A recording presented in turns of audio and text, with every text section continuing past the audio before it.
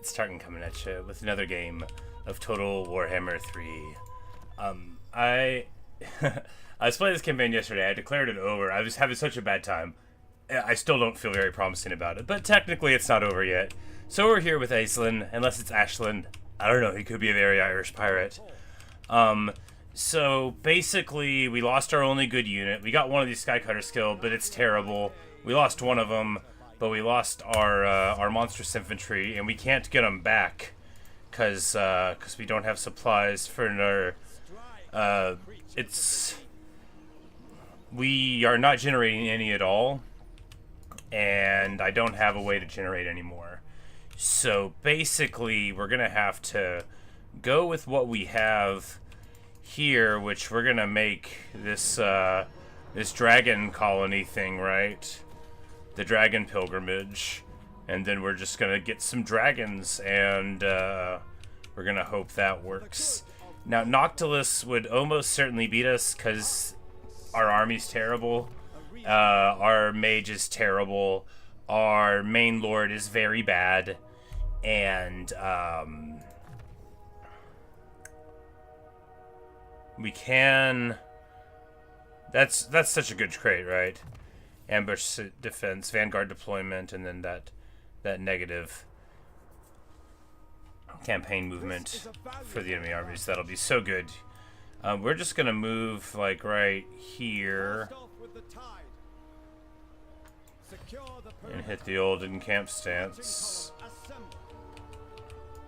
because this guy, you know, even if he attacks us, we'll be fine there. I don't think, you know, maybe if we were there, we'd be safe. You know, it just depends on what our allies do and stuff. And maybe we'll lose a big battle and actually, for real, lose the whole campaign. You know, we get 15% speed's a lot of percent of speed. We're gonna keep him on horseback. Reason being, we need somebody that's somewhat mobile that can like go and try to solve a problem. Although like nobles, and if you don't have like the right traits and you don't have the right items, you know, they're not like super overwhelming. They're just like pretty good.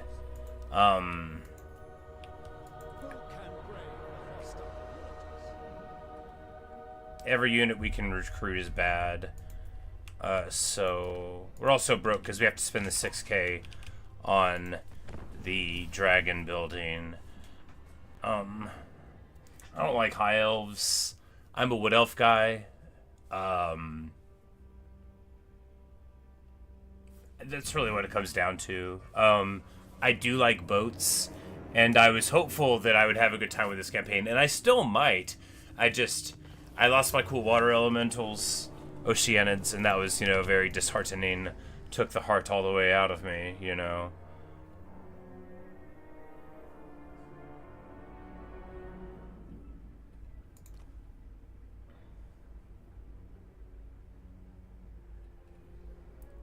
If we go this way, can we get cheaper dragon boat things, maybe?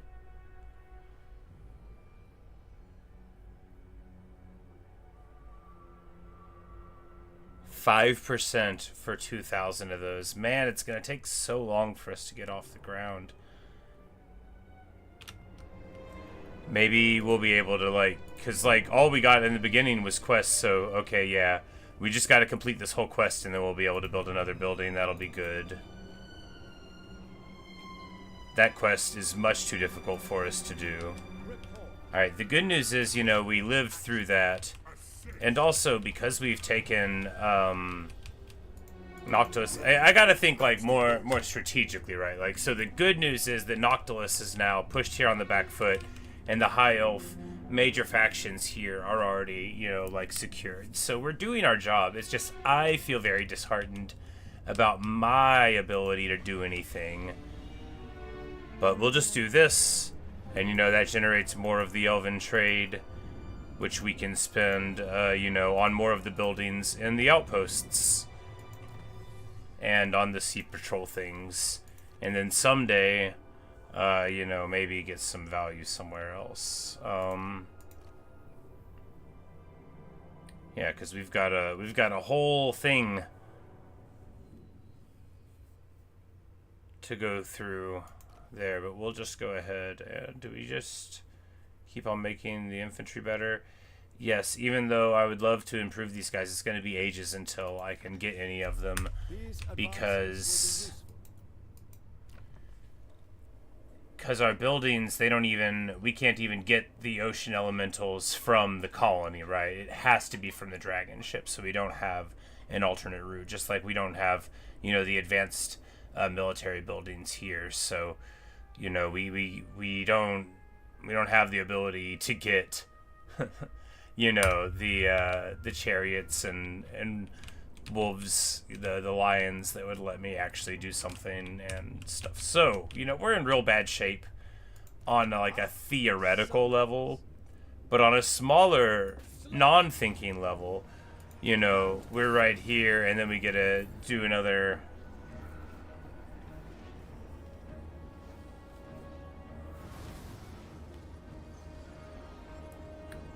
And I don't think we do a colony here because we only have a little bit of number of those. We want to do those somewhere like special, right? I think we'll give this to Etain, right? Because this is, you know, right next to them.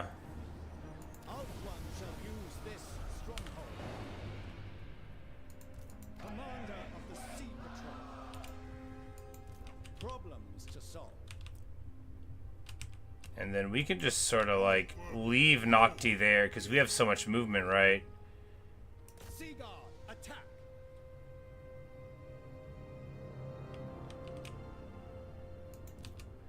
Yeah, and he's trying to get away to no avail, and oh right, because it's yeah, we're gonna have so much extraneous growth before too long.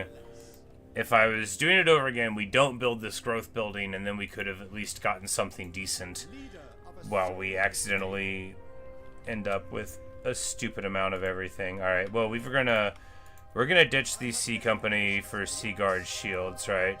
No, we are not, because we are totally broke. That's okay.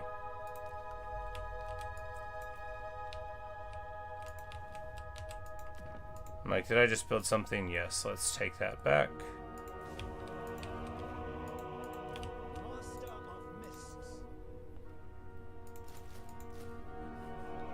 Because of all the bad units that I hate that we have access to, Lothrian Sea Guard with shields are actually good. I'm super annoyed about losing my monstrous unit. You can't tell because I haven't mentioned it 100 freaking times already. But at least this guy's on a bird, so he can be useful by dropping a summon, if for nothing else, because none of their other spells are good. That's not fair. The Vigor one is good. They just don't do any damage, and that's sort of why I want a wizard. Like, it's like sort of 100% why I want a wizard. But if we generate more of these dedication things, then we can buy more of these I took this one by accident. It's the worst. It makes me money, but, you know, not very much. We could either get another colony or another colony. Yeah, they have 2 other colony ones there.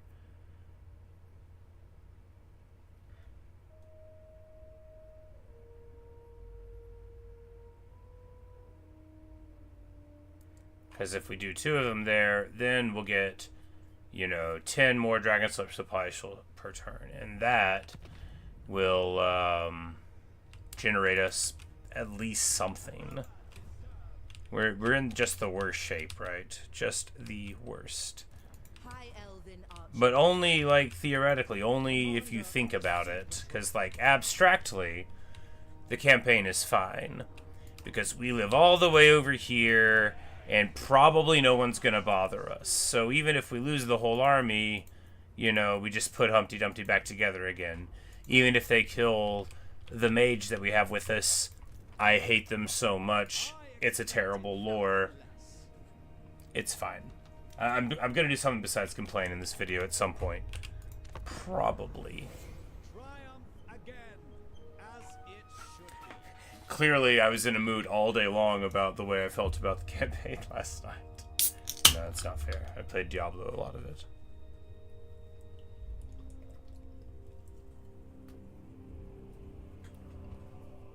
Punish the unjust, lest they commit another crime. Understood.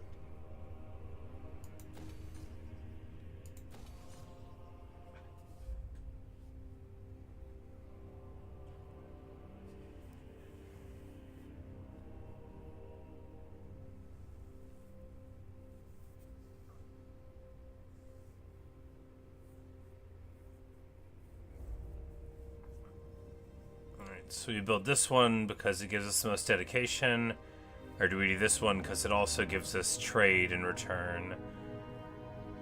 I think we do this one because the trade, you know, we're just constantly needing it for these outposts. Leader of Assyrian's navy. The navy demands fresh recruits. A couple of turns we can have dragons, and, you know, spears and dragons and archers is a fine army, even when your wizard is terrible. Alright, so this is gonna be fine-ish. I took him off of his chariot because I thought we were gonna fight Noctilus. Against these guys, do we take it? So, I think probably just because, you know, on the chariot, we'll be able to attack guys on walls, you know, we're going to be able to pop the bloated corpses. I don't like the chariot, but I guess we'll try it out again. Maybe it's good. Maybe it'll be good. We do have the eagle, and having somebody to help him, and the eagle's too far out for him.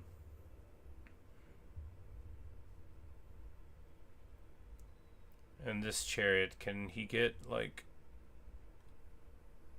you know, if he had Wayfarer, that'd be fine, but maybe we'll find a way to give it to him. Seeing far requires more than eyes. Standing orders. You know, I think we should actually just get rid of the one we have and buy this one.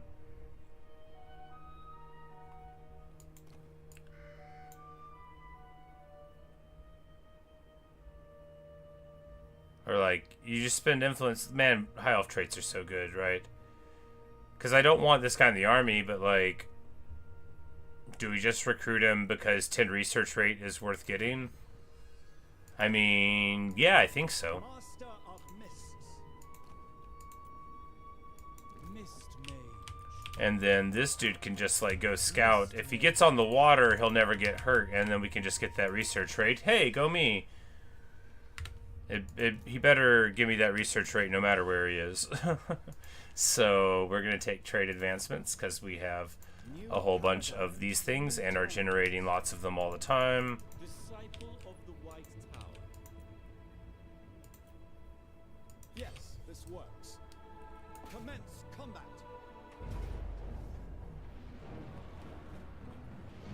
And, you know, it says up here, you know, we're going to do it ourselves. Maybe the replenishment should be fine, but look, you got to do a couple of battles with your army, even if you hate it, because you can never grow to like your army if you won't play with it, right? But we've got the Vol's ability, I believe, at the moment still, because it's like a 10-turn thing, so that's going to let us get right in. You know, we won't have to deal with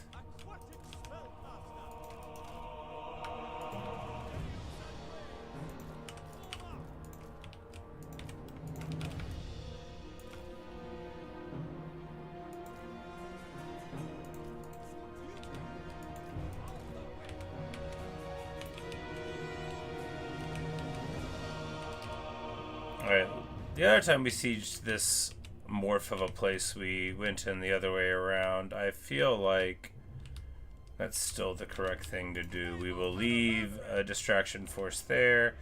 Sea Lord of Ulthuan. And of course, Coordinate maneuvers. Noble lord. Form up.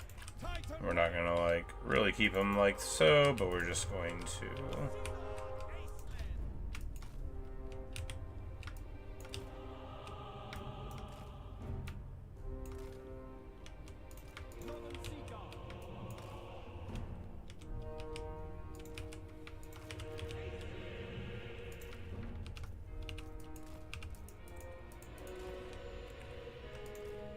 Because now there's a much different proposition for the harass.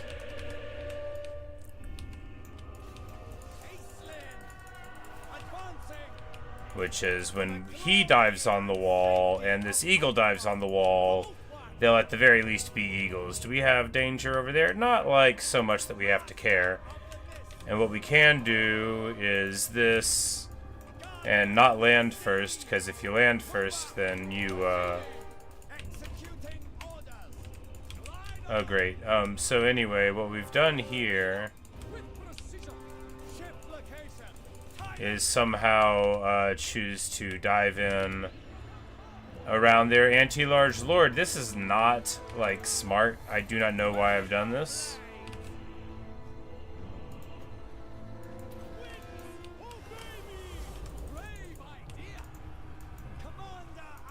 But, you know, we're sort of in for it now. We're gonna drop an Oceanid summon here. And charge in. The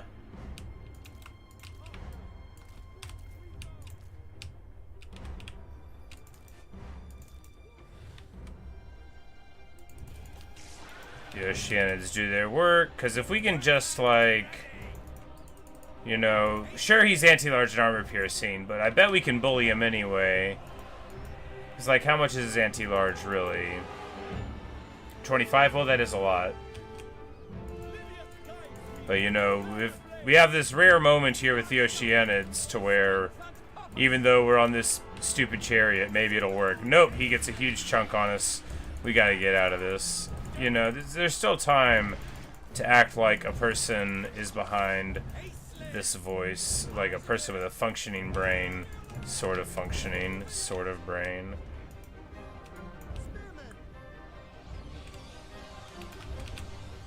Anyway. You can tell how much I wanted to keep playing this campaign that I threw the battle so badly. Pretty shameful, honestly, though. Like, what was I thinking? I think I was thinking that actually my level 15 Lord would match up well against their level 1 anyway, but, you know, not perfect, but I guess at least, you know, I'm not sure what's happening here. We need to charge in there.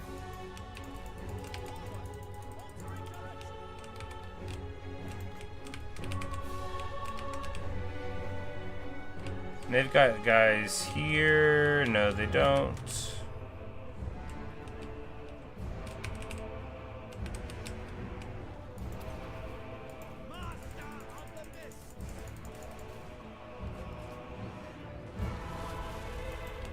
Alright, it does work. So the Vol's hammer thing can break the barricade, which that's like, you know, one of the problems you would have. What's happening here? Are we losing him, like, for real? Maybe. Just because I think they're terrible heroes and I hate them doesn't mean I actually wanted to throw them away. We'll have to buy another one? Eh, whatever. Maybe we'll get a better trait this time. I mean, assuming we get out of here alive. After all, he's just fighting some zombies and he might not live. But, you know, very bad.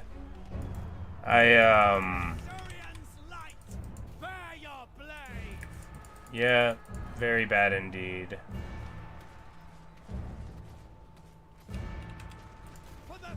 And then he just gets totally Last Samurai. Oh my goodness. Yeah, should have taken the auto-resolve, huh?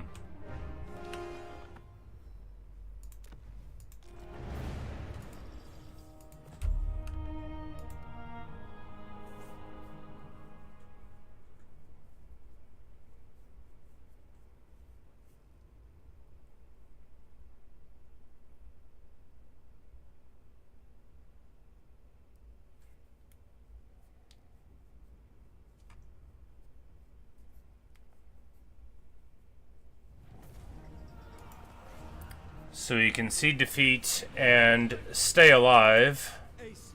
Very important that you can, you know, stay alive. It never feels good to run away, but sometimes you gotta run away. Unless you just want the campaign to actually be over, right? So we identified that we had blundered super badly. You know, it didn't take a genius to see it. So bounce out. We'll come back with dragons. Obviously, I can't play the game right, and obviously, that chariot is not like what I'm used to. Oh my goodness, is it bad? Also, I don't know. I haven't played elves in a super long time. I remember them being easier to play than this. I don't remember struggling when I played elves. I remember being bored by how easy it was, and instead I'm just like doing awful, just so bad. But you know, maybe we'll get dragons in a turn or two from that landmark, and then it won't matter. I value our Because I think what it is, right, is, well, when you play an elf, what are you doing? You're playing Tyrion, or Ilariel, or you get the picture. You're picking one of the legendary lords, and they're all amazing. Every elf legendary lord is amazing, except this one who sucks. And maybe he's gonna get good soon, but he's very, very bad right now. And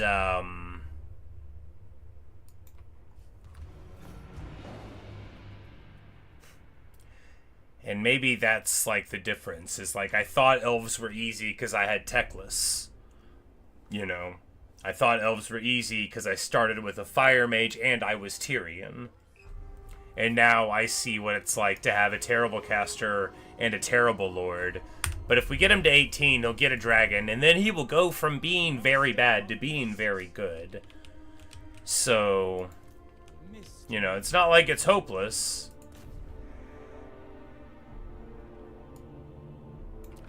And anyway, we can damage these walls and then just auto-resolve this fight, and it won't matter that I can't do it myself, because I'm so bad at the game, and we'll just... Like, we can only put one more colony up. Do we do it here? I don't think so. Ulthuan shall use this stronghold. And now our guy gets the worst chariot in the game. But fortunately, we noticed, and we'll go back to the eagle, an actually good mount. I mean, it's not amazing, but it's not that chariot. No one hates that chariot more than me. I wanted to like it. I like chariots, but man, that one, poor.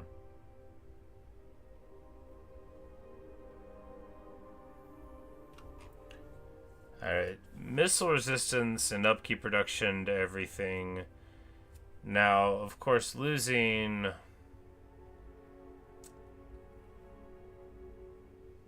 You know, it does make him better at being unmounted, but is that like...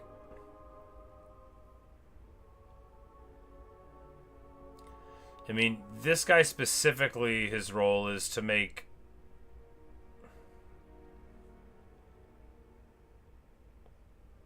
like an infantry blob better, right?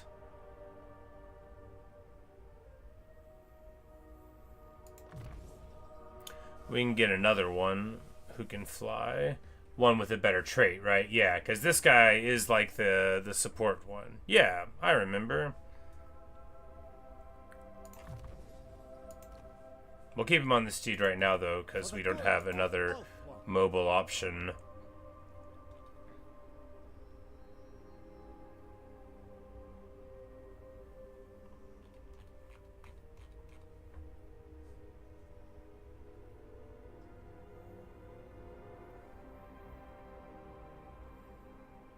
And then we can give a big range increase to our guys. And stock to Lothran Seaguard, which is very nice indeed, right?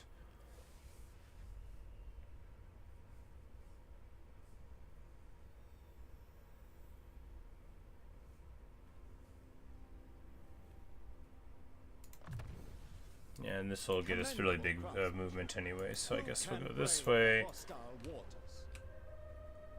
And we will absolutely want to chase this guy down, right? A vampires can get way too strong, way too quick. And, of course, a little bit of free money is great, since we don't have a real way of getting more ransoming the captives, because a little bit of free influence is absolutely where we gotta be.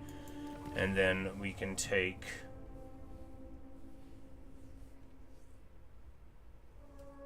Oh no, 500 was the cost of the last one. Oh, so it says it right there. It costs more. Is there a single one that we want more than 100 Elven trade per turn, growth 20? Yeah, because we need dragonship supplies per turn. This is growth.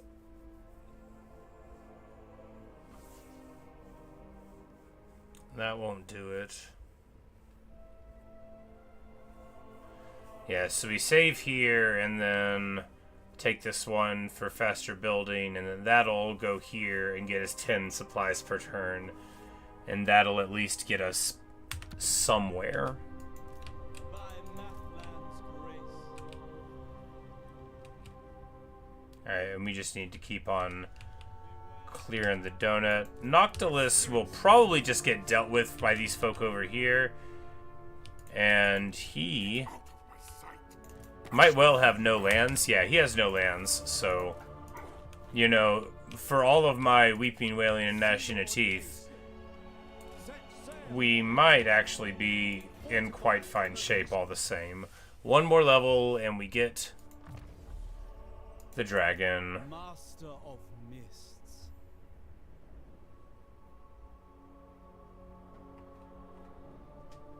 And this guy's whole point is to, like, exist and mess with people. So we'll, yeah.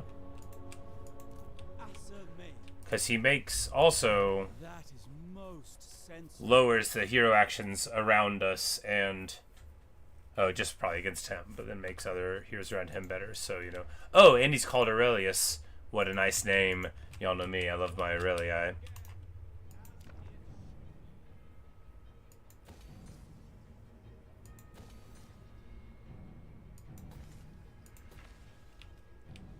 But we are just spending our money and our elven trade, building up the garrisons and stuff. You know, you gotta help them show the flag, and heaven forbid I have to take control during a siege and pretend that I know what I'm doing. The which I don't. The ether flows. Alright, so... do I chop our noble for this one for the trait? It's a lot of influence. Can we get something good for all that?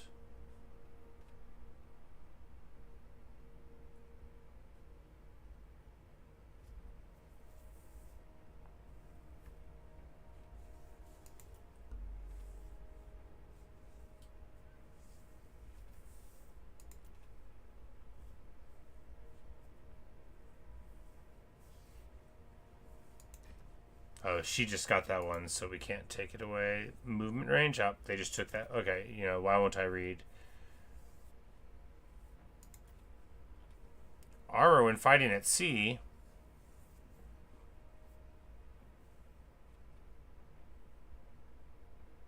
Yeah, this is the one we want. Yeah, this is definitely the one we want. Range for those in Sea Guard. All sorts of good stuff. Alright, so we'll take the patronage. And then when we go back over there, if we can take that land, then we can get the rest of it. I see. All of these mechanics are new to the High Elves, I think. I mean, not new, just new, you know, today. New to me.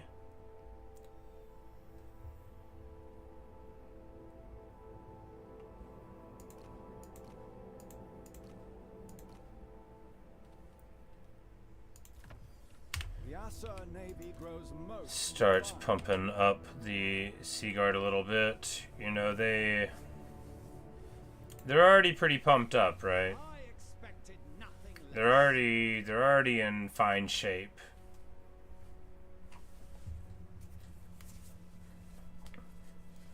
Buildings, local effects, the like. And we might have, you know, we'll be okay, I think, because we'll have a couple of turns far from our foes. And we'll be able to recruit dragons next turn.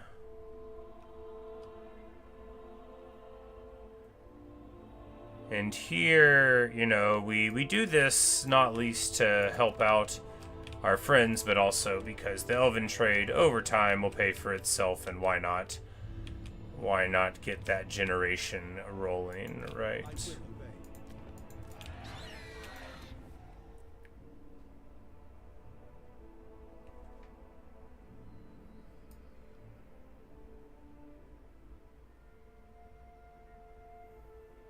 We're just gonna wait to get a bit and do the Assyrian one again. Alright, alright.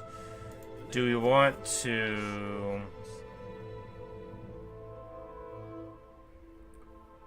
I feel like...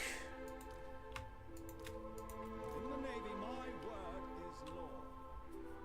is law. Because our revenue is fine, and we don't have choices going to Lothran Sea Guards with shields. Oh, look how discounted they are too. Yeah, at 117 now, because we must have whatever effects came together to make things cheaper. They're definitely happening. You know, they've definitely all rolled together in the last few turns while I wasn't watching. Because this is more of like, you know, what the archers were costing, and that makes them very attractive indeed. So archers are fine, I shall but tolerate no insubordination. My standards are exact. we're broke. Alright, let's unring one of these bells. Let's say to this bell or that. Stop ringing, bell. You have access to good RORs yet? I mean, the Storm Riders are a good ROR. They actually have a bunch of cool stuff. Why not grab them? The Navy demands fresh. I mean, there's good reasons. Let's get another spear. We do want someone who, like, wants to stand in the front. Another deserved victory. Commander of the Sea Patrol. Someone that wants to be sitting there while the dragons come in from above. Hostile waters. Alright, next turn, dragons.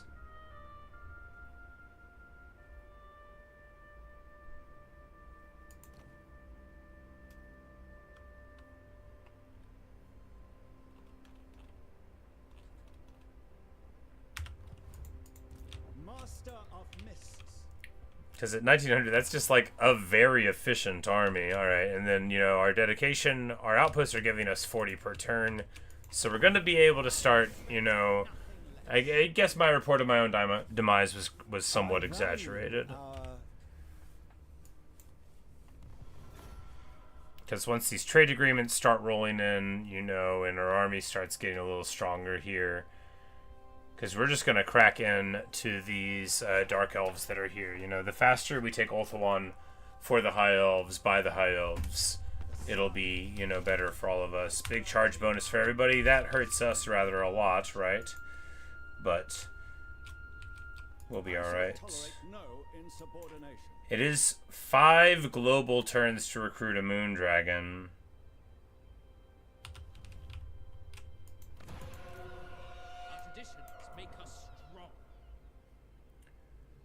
So we could recruit a lord here with us.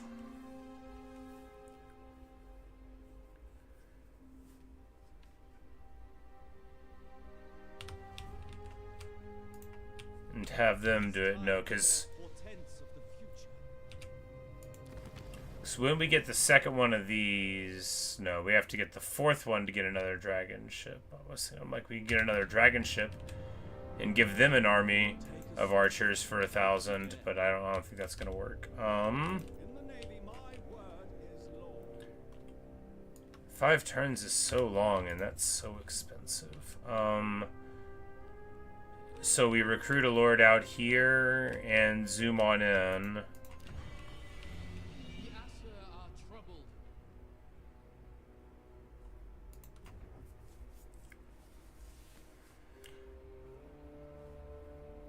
So what lore do we want? You know, high magic is a classic, but I like metal.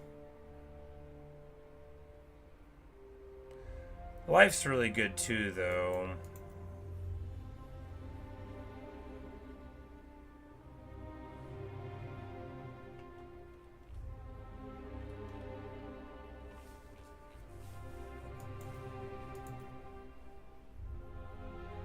Because, like, 30% more speed on a dragon is pretty good. Fire, of course, is wonderful. Our entrepreneur used to be an incredibly funny trait. Could just do death. Could just do a nice little death caster, you know?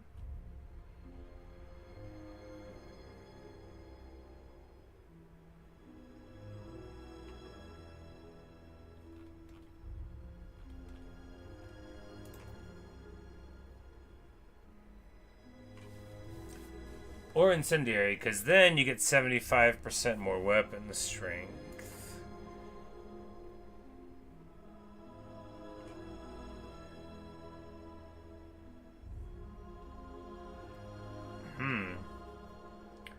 But it looks like this guy makes a lot of sense to choose, huh, doesn't he?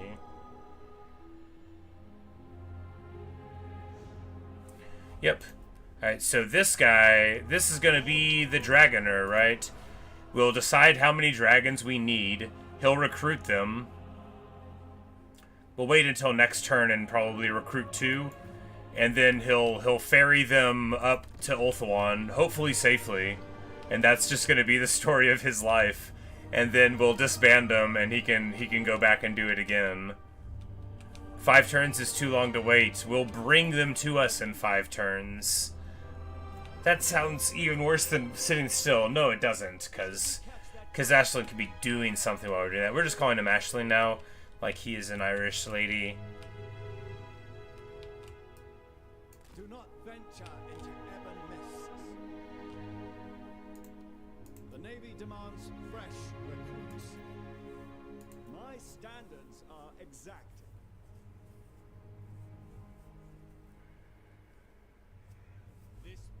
I think what we do now is drop the regular Sea Guard and get shields, because there's no point in holding on to the old ones other than, you know, 16 gold a turn, which is nothing.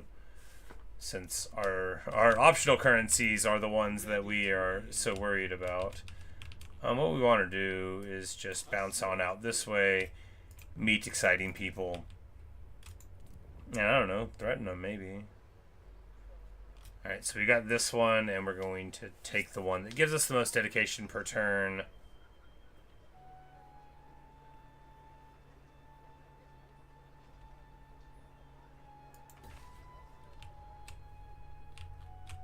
Alright, we were totally supposed to be recruiting 2 dragons next turn. Alright. How undisciplined.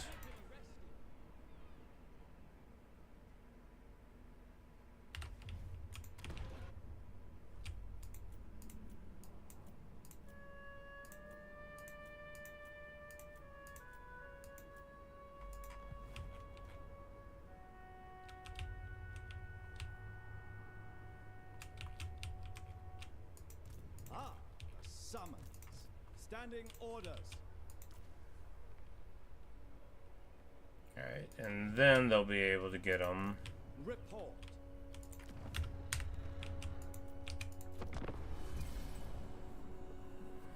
Hopefully we'll be able to attack Tornlek before somebody else does, so that we can get, you know, a benefit there.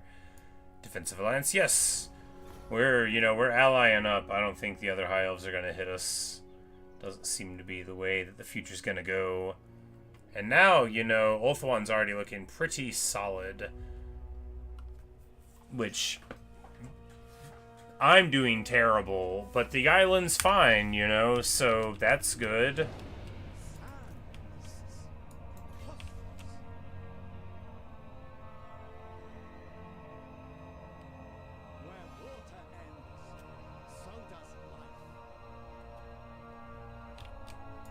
And, you know, if we happen to get the Sword of Cain soon, then...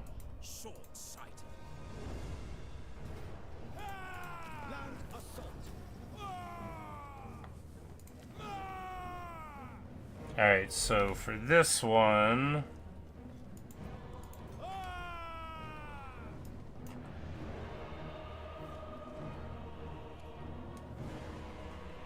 Alright, you gotta choose one of the primary ones to give it to. That's right.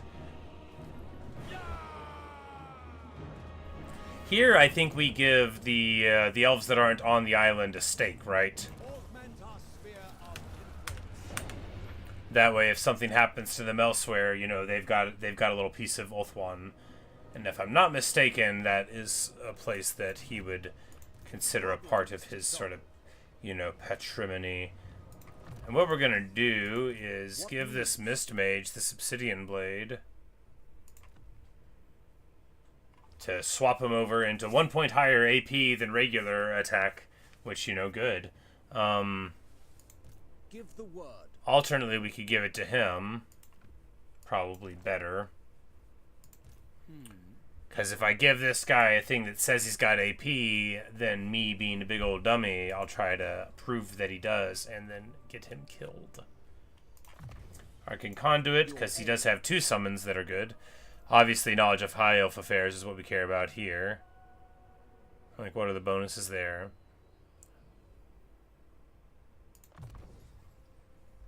Irrelevant.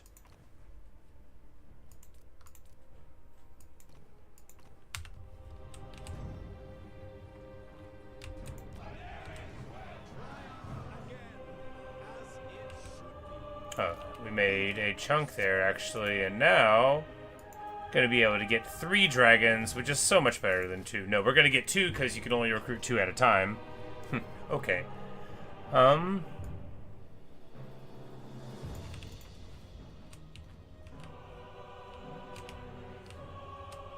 Two's good. 2 plus the big guy getting on 1, which I think we might have gotten from that auto. No, not quite yet, but very soon indeed.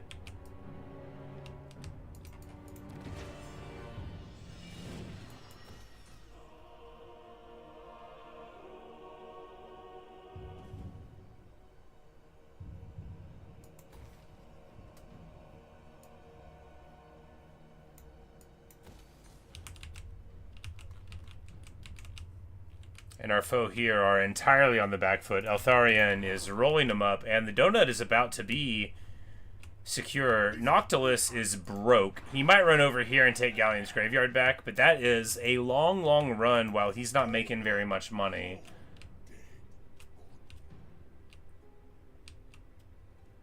He did get his Necrofex Colossus, however. But, you know, that is honestly somebody else's problem, because we're all the way up here now. We got him off the island.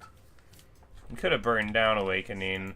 I thought maybe we could get like a different kind of place out of it, though. It wasn't to be. Will Makari jump us? If he does, well, he only has 13 units. He could probably kill everything in our army by himself. But we're not currently at war, and I don't think he comes this way to attack us. Oh, he has an army entirely of Marauders of Slaanesh.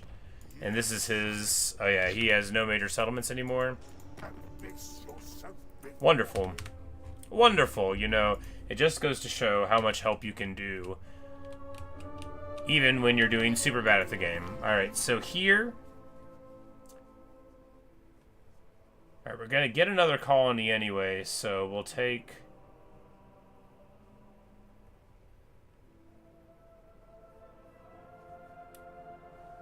We can construct the guild hall where...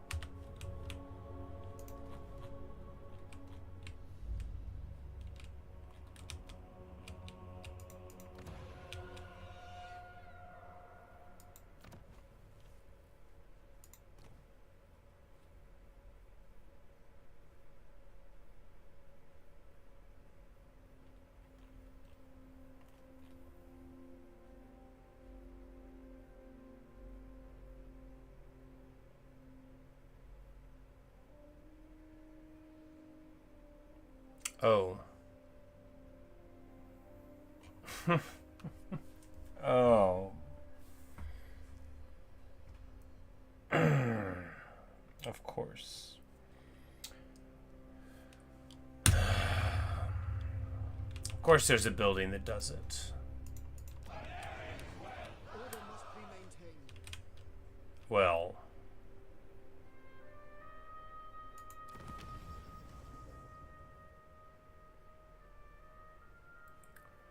Alright, so we need another colony so that we can build those buildings, so that we can put the one thing into the other thing, so that we can spend that thing on a third thing.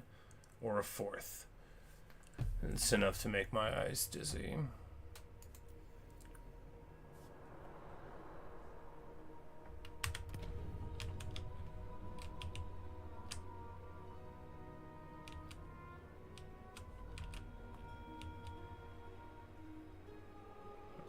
Alright, so we get rid of this one because we gotta keep the dragons, even though it's gonna tank our trade.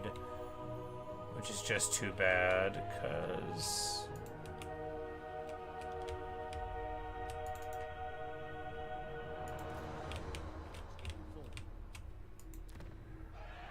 once we break it, we'll be able to build the building to swap these things for dragonship supplies, and then, in like 10 more turns, we'll be able to have units that I like. So, turn 30 or 40. Man, have I ever played this campaign wrong? In fairness, I should stop saying I don't like high elves. It's just that they're not as cool as wood elves are. They're also not even close to as cool as wood elves are. It's not their fault. They just aren't. You know the only elf that's almost as cool as wood elves? Alariel.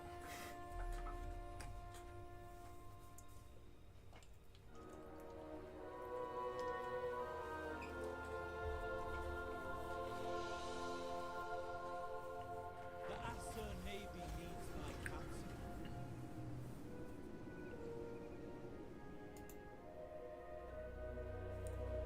Sure.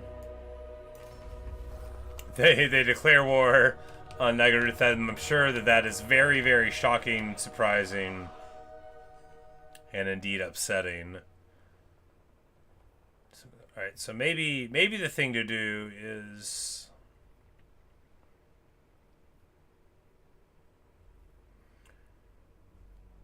because if we research this, the provincial cartways and the Asur domination thing, then we can get more dragon ship supplies. Alright, now I'm finally starting to see it. You know, it's like Chaos Dwarves or something. I didn't play them right either. Seagull.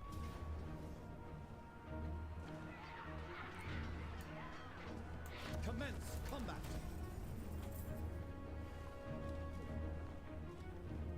Raise Ulthuan's banners high.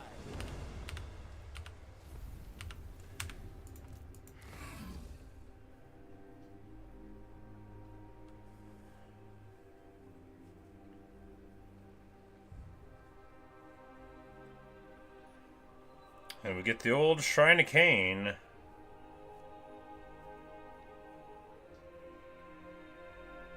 Okay, so we can turn trade into money,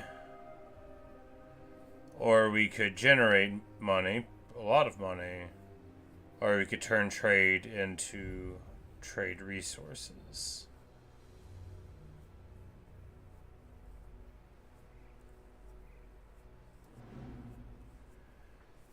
The good news is that this weird colony is going to allow us to get a mage before too long. Standing order. Wait, does that mean this weird colony over here will also get us mages?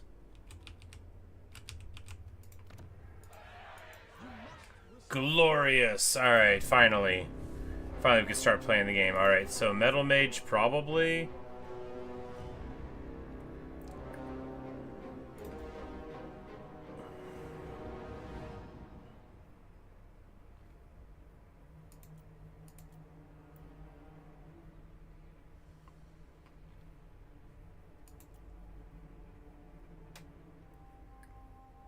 I mean, high magic is high magic, and that would make for a nice mage, but I feel like regular mages, you know, they don't all get dragons, right? I don't think they all get them. Could just go for the classic, the fire mage, and not spend the influence on them because none of these traits are very good. Well, not very good for what I care about.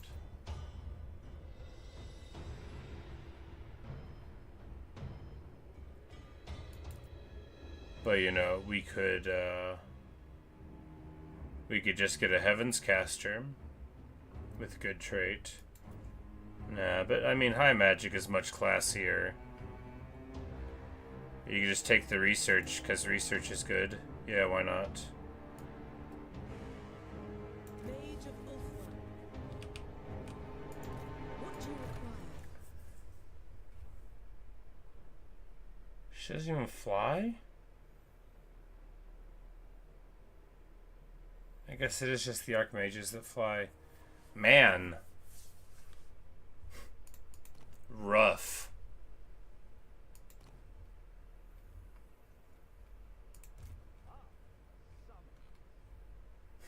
Rough.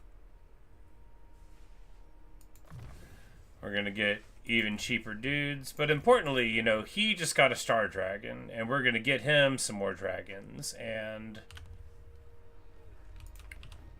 his army is like getting to be dirt cheap, which is excellent. Sense items of power.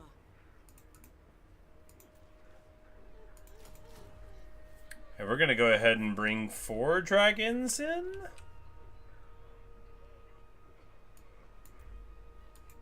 Lethal grace given form.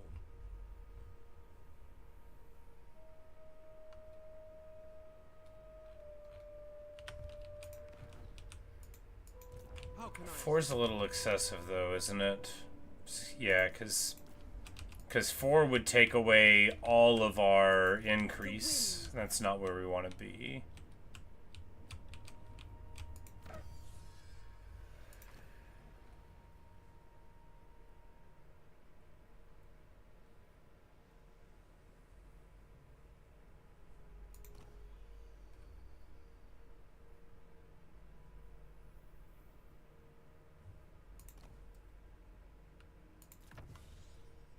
new paradigms for new times? Hi, Level up the elven dudes.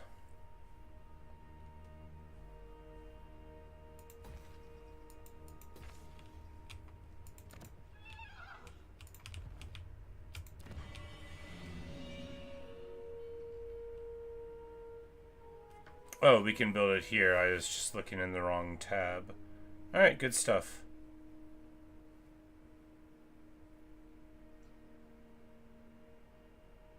Oh, so these buildings are just a better rate of return. You can always trade some supplies up the side, but here you get like a good thing, and then the shipyard you can do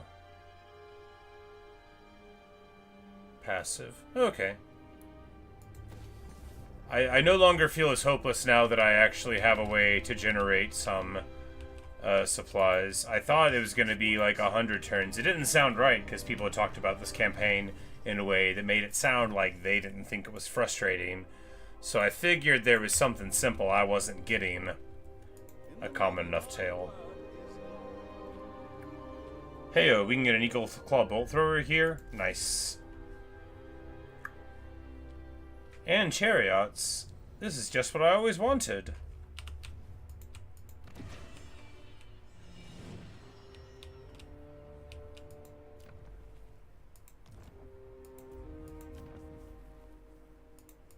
I was looking at the wrong place. Okay, that was funny. Well...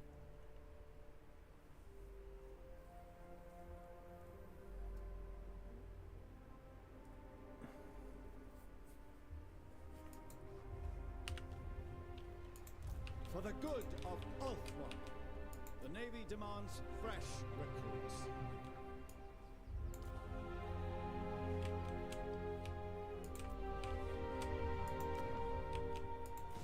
I'm like, okay, so we cancel that. Report. My and get a chariot, because it takes 2 turns to recruit, and that's so long. And then Who can brave the hostile waters? there we go. Because, like, Eagle Bolt Thrower, they're not good, but they are, like, something that you can point at your foe. And hopefully our enemies won't pop Nakari and we can get, like, a defeat trade out of them. But, you know, maybe they'll just pop them. And, you know, that'll be good, too. You know, good for them if they do.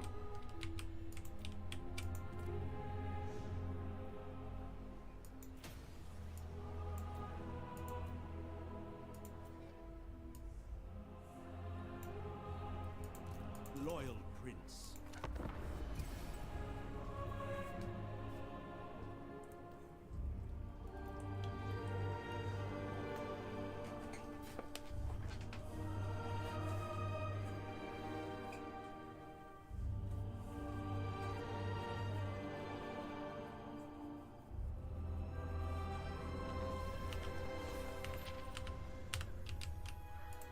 Yes. Ladriel, grant me your sight. Making my way.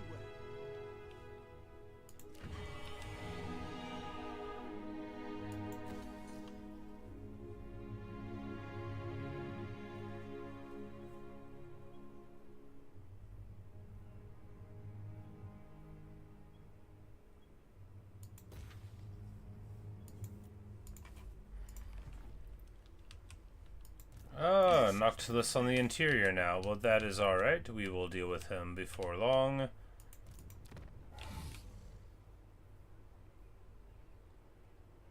And we'll just build that soon, because we have, you know, a good amount of elven trade being generated, but we certainly want to get... Because we are, while we've been doing this, of course, we've been generating tons of growth, so we're going to be able to build our next level here, which will give us upkeep. But most importantly, we'll be able to build this, which will give us guys, and this, which will give us sea elementals, just like I always wanted.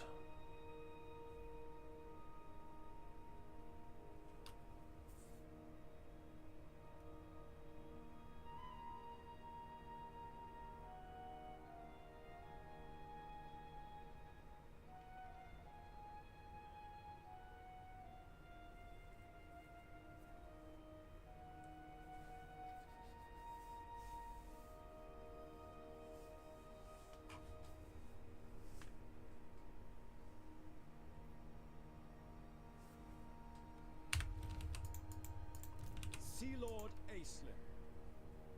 In the Navy, But we'll just wait here another second, and we'll get this chariot, and then we'll probably break this building to get access to something else. But, you know, for right now, Disciple of the White Tower. it's worth doing. And then I guess we'll, I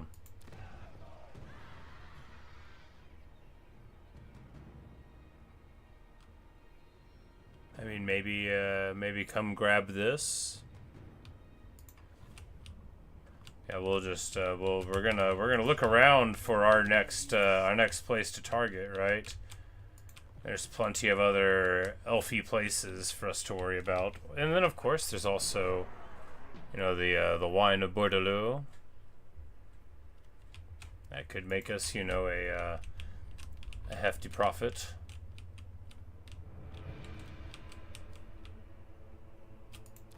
But I don't think we want to hold lands over there. We could get the Sword of Cain and just really turn it up a notch, but then everybody would hate us. And, you know, we're, like, kind of broed out right now. Eventually, they'll all like us anyway, but... Always find a warm welcome in serving the gods. Tyrion, what do you want? The Shadow Crown. You may gaze upon.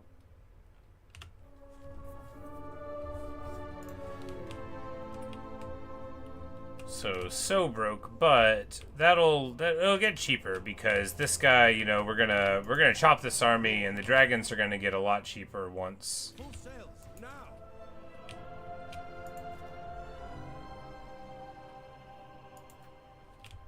Once they get into this army.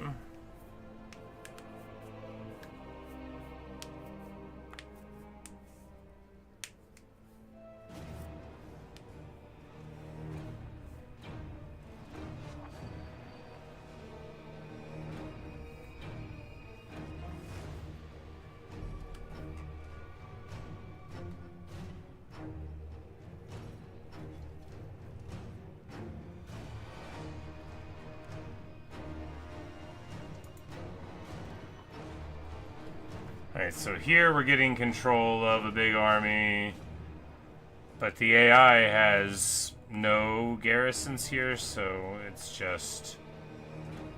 Well, you know, we'll just let him have it. We'll come back and get it later, right? I'm not confident in my abilities to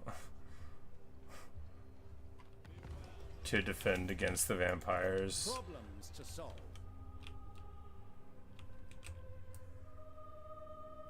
Expedite forward. I respectfully decline.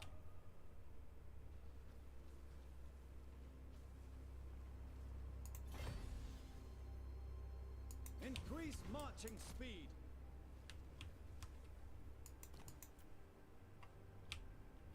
Raise anchor. But, you know, probably going over and popping those vampirates would be And mysteries the proper choice. are alike.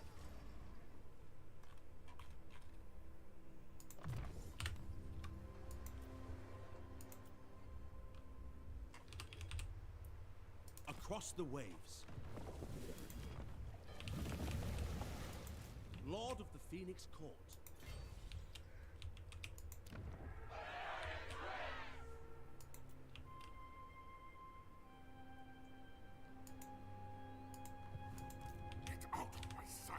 You know, he at least had a bad time about it. And the thing about what Noctilus is doing here is he is, you know, he's on the wrong side of history.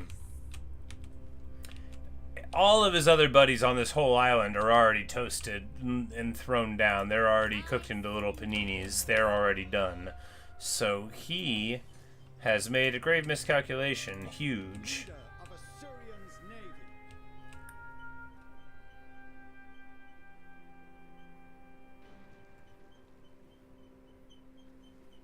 Skycutter costs 219. It doesn't do anything. It's okay.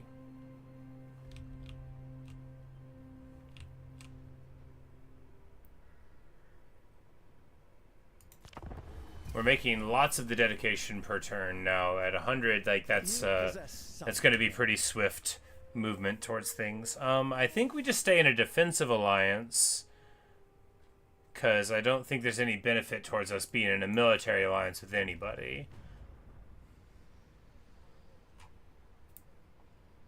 That way we can always join them if they're attacked. But if we want to attack somebody, it doesn't run the risk of them getting weird about it. And if they want to attack someone that, you know, we're pals with, we don't have to run the risk of, you know, being upset with them. Hey, we did it! And we get big dedication, big dragonship supplies, and elven trade, as well as the Kothikuin astrolabe, giving us sight, ward save, spotter, enchanted spyglass, which is very nice, and range for the Ulthuan Sea Guard. Now, this is an item that would best go on, like, you know, a Handmaid of the Everqueen sort of thing that we expect to stand around with the rest of them, but we will put it here onto this noble for now. That's gonna give, you know, the Ulthuan Sea Guard, they're gonna get range, because that's range for own army there, and then, you know, we're gonna be able to give them magical attacks, which is gonna be very good indeed for, you know, fighting against Silostra if that's our next target. Take camp. There are grim portents to But like we're super broke. Fortunately, all we need to do these buildings is supplies, so ammo replenishment, you know, like these are all good buildings, but Oceanids. Now we're talking. Now we're about to have a good time.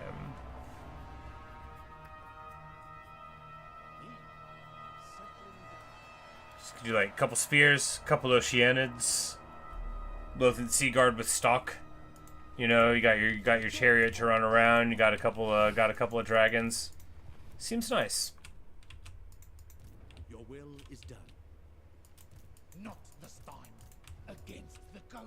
Can I offer assistance? Not this, officer. Your instructions? Do we go around? I mean, no. I think we can just go to the front because I don't think. I mean, we just go like so, right? He's the dragon fairy, and I think this is better than global recruiting him over there. Maybe I could have recruited a person over there and global recruited him, and that would have been more efficient overall. But it would require thinking to learn which is the right answer, and we can just skip all of that. Save on postage. Very well.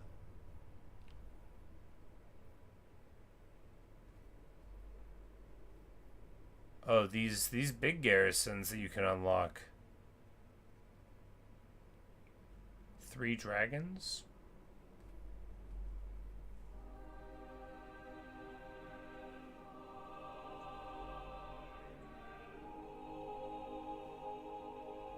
Interesting. You know, because the base level one is still like okay.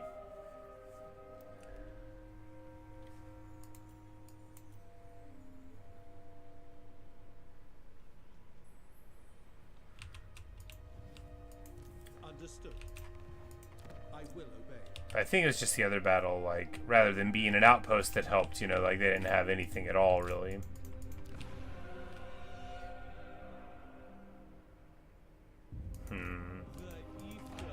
I think we just save our money.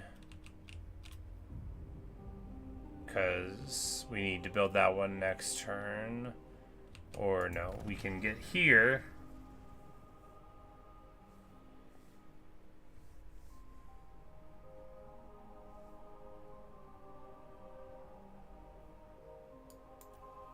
And the silvered stones. And then we can get that one, which will be a nice return rate. And 150 a turn is like a bunch. And then we can finally play the game. I didn't lose the campaign. I sure thought I did.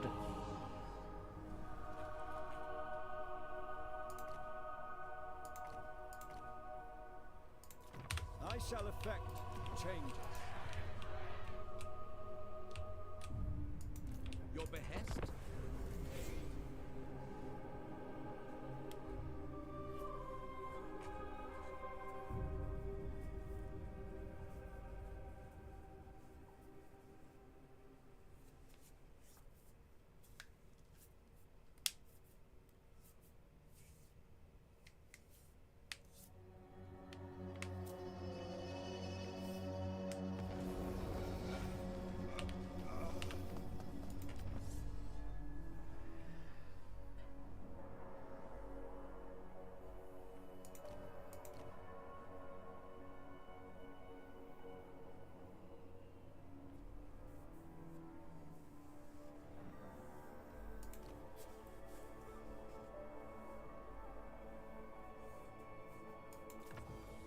The Sea Patrol needs augmentation.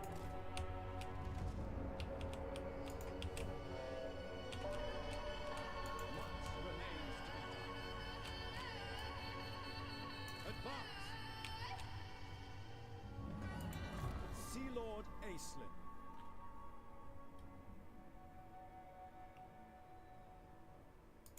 I shall raise 10 word save fighting at sea is such a good thing that we basically have to take it. And anyway, now the ship's company are fine fighters. Hey Neo. Yes.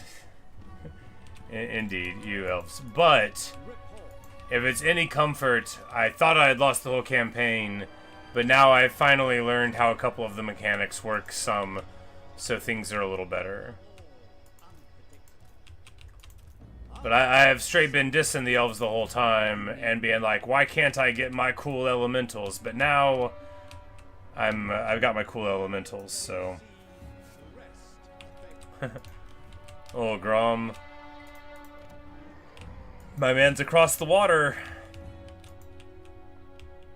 We'll see how that works out for him. What's the Grom trait? I'm sure I don't know. It should be called Degrayton. Infused by Hoeth's wisdom. The Navy demands fresh recruits. Alright, so here we drop the regular archers because we don't care about them, and then we get one Oceanid because that's all I can afford, and we'll buy another one next turn.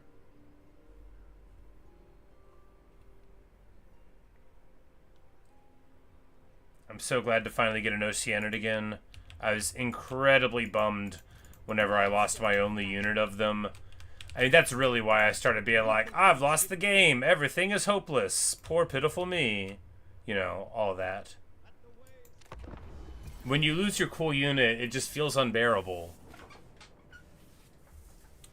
His gimmick, he's got a lot of them. He's a horde faction. So I'm not sure how much is the High Elf rework and how much is him, but a bunch is him.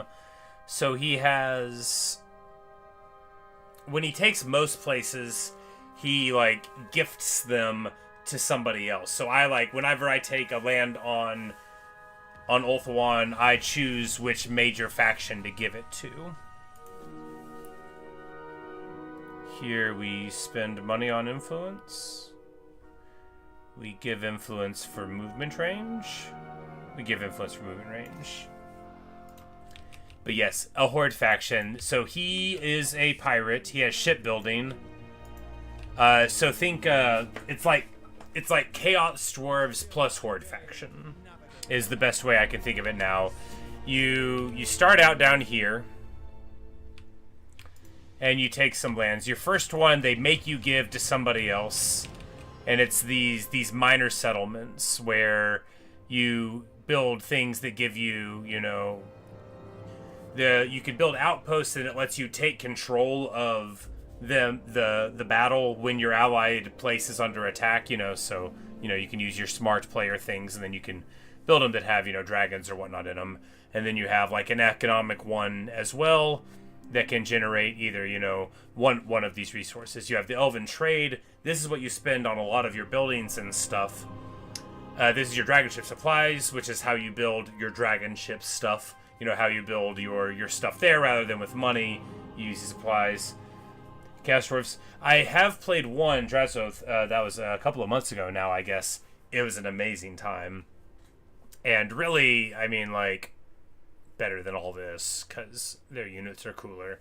But, so you generate the trade through your minor settlements, and the dragonship supplies there. You can have colonies which are much more limited, and these are your major ones. And also, if there's like a landmark, you can build it in one of these places. So I really might drop one of these now and build a landmark here. So like you could give it to somebody else, but you can still build this landmark and be like, all right, bam, here's my place to get my lore master, which, you know, I definitely should do. But you get this thing for and then you, so anyway, that's like the general setup. And then you get to choose which quest you're going to do. I thought we were going to get more quests, but I guess maybe you just do one for where you go first.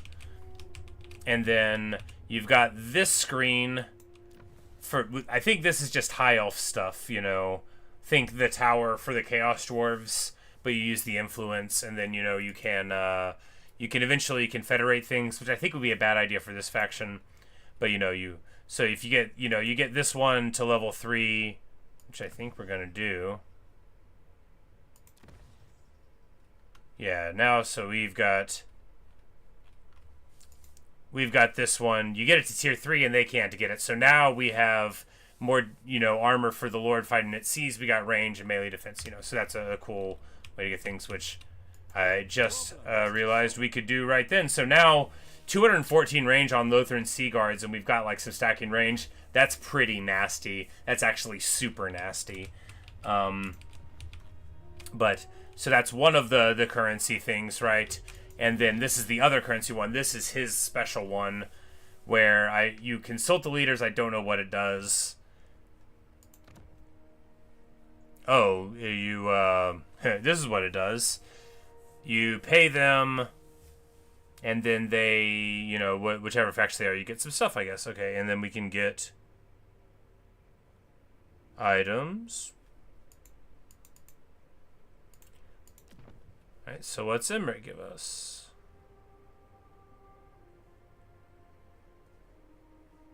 Nice.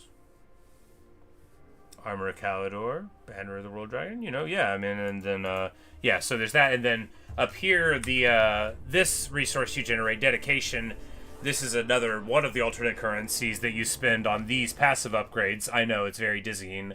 There's 5 total dragon ships you can unlock, so not every lord gets it, but they're very much like, they unlock buildings, or they give you smaller things, and then so think like a blood kiss system almost, and then you level it up, and then suddenly you get bigger bonuses after you get more of them. But these tend to be passives, smaller ones, and yeah, and that's those are the gimmicks. That's his gimmick, but the true gimmick is that he's a horde faction that starts all the way over here, so even if somebody hates you, the AI, it's very, very rarely going to send a whole bunch of people from this side of the world over there. And if you just don't make enemies right over there, then they may not mess with you for quite a while. And even if they do, you've got shipbuilding. Pretty soon we're going to unlock another ship. The upkeep is very cheap on the boats, and he gets a Star Dragon. And his quest item gives him regeneration and the ability to summon a Merworm. However, I need to get stronger before we do that quest. I lost it the first time we did it, which definitely led to the unfathomable sadness and me being a real complainy pants, as they say. Oh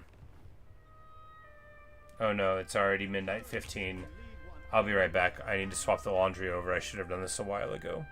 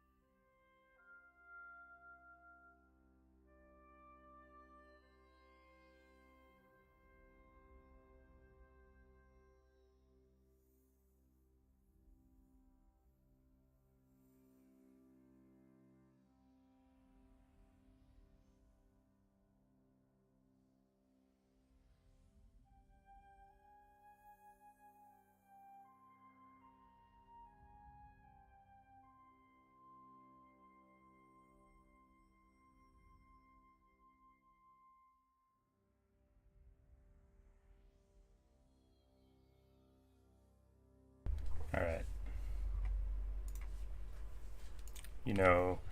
I think the annoying thing about High Elves is that goblins are better than them in every way. Alright, so I think we take...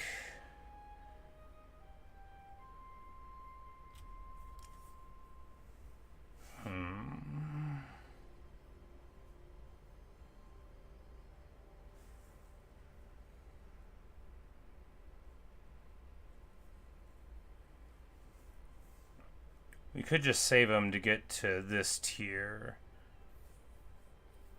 Tier 3 is pretty important. We could do this, though, and then save money forever. Probably better, right? We have shaped this world. Making money forever, probably better than the alternatives. We're going to go ahead and jump on this one, because even though we don't have very much money, the influence churn is more important than anything. Orders. This brooks action. Drown them. And we're gonna pop on up, and of course we get the we've got a star dragon now. We can't say we're not strong, you know, because every battle is worth some influence for a while, and then we'll just move out over this way. A legend in the making.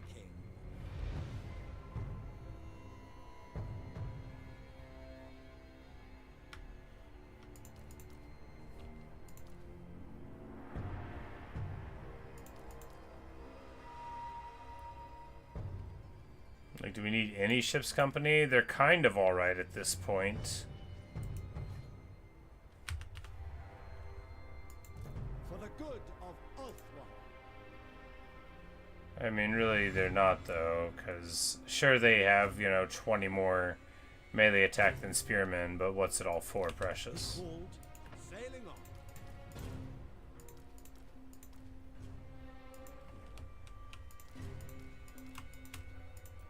Good luck sailing without us. Master of Mists. My standards are exact.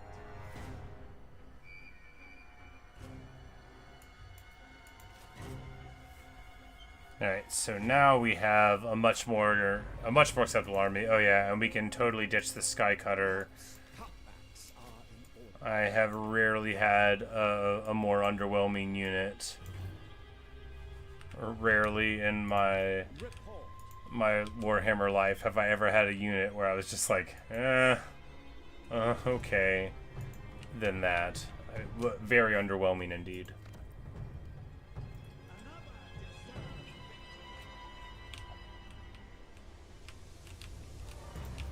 Lord of Devils. Well, it looks like Nagarith is doing alright.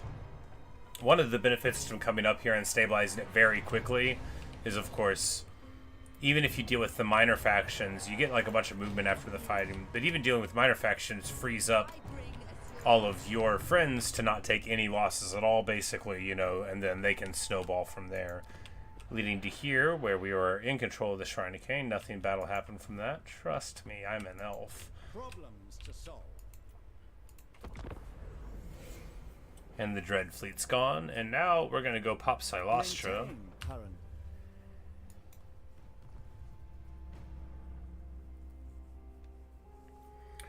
But no, I was thinking of Chaos Dwarves again, actually, but then I was like, do I play Jatan the Black? Do I play Foghorn Langhorn Astrogoth? Because, like, I feel like I would just play Jazoth again, but, you know, we could do it in a different way.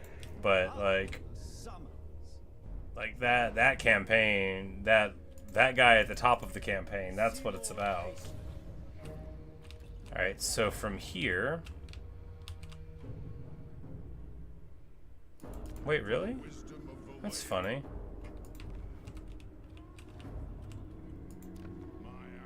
Carrick Ziflin's all the way out here. Well, you know, we'll deal with them if they want to mess with the Isle of Ulthuan. But for right now, we're happy enough to bounce on over here and I guess start tuning up Marathi. Nature's torment. Fur and scale. Commander of the Sea Patrol. Or actually, what we should do is the quest battle, shouldn't we? We still don't... Our mage doesn't have any abilities except Apotheosis. Yeah, I mean, Apo is fine, though.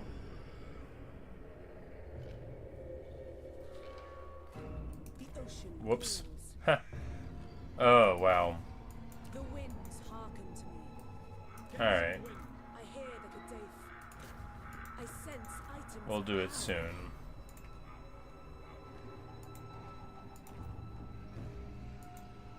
I shall tolerate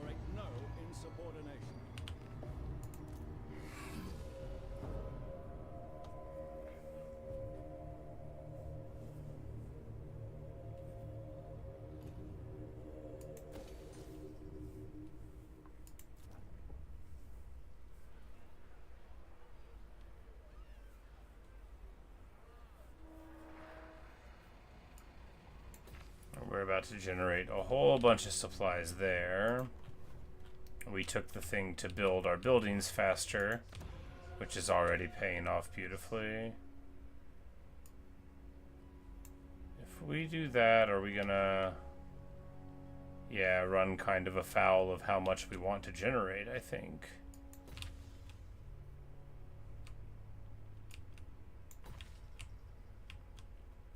Why am I spending money doing that? It doesn't matter. Don't tell me, I don't want to know.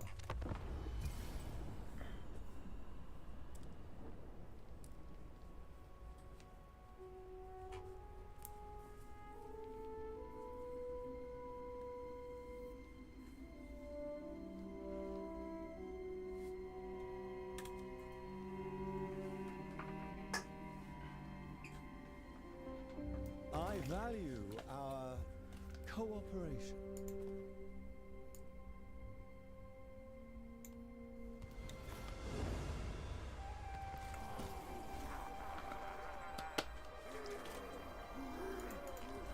We get a big chunk of influence, which is great.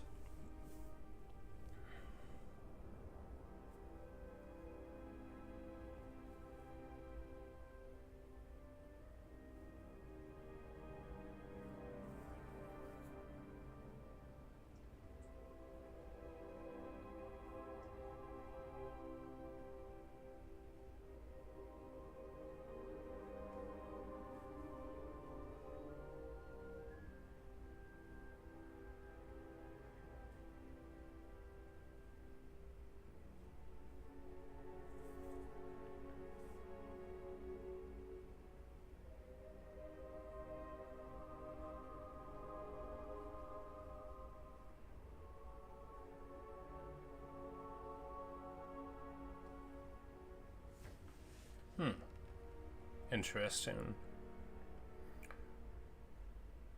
You go all the way up with him and you can get +3 dragon attacks. It's kind of a lot of dragon attacks. Do we take that for the research rate?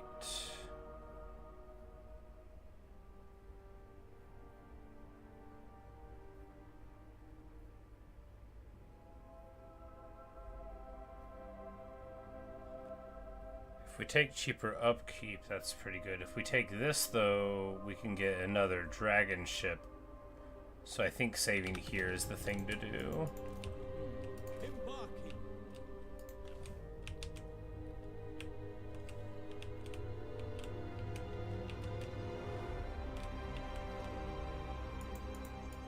The winds are rising. Latrio, grant me your sight. Alright, so now this army is much different than the first one we took here. Let's see if we can win this time.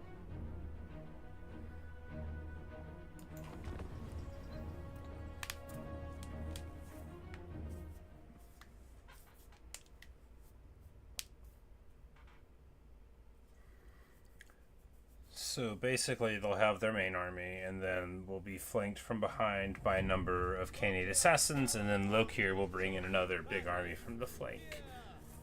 And we won't make the mistakes we made in the first time because our mage flies, we don't have those dumb chariots that are a waste of time anymore. We do have dragons and our leader's on one.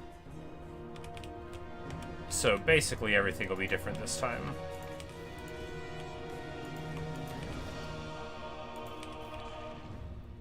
We have full vanguard because we have full vanguard, and we're going to take full advantage of that. Yeah, everything's going to be different, all right.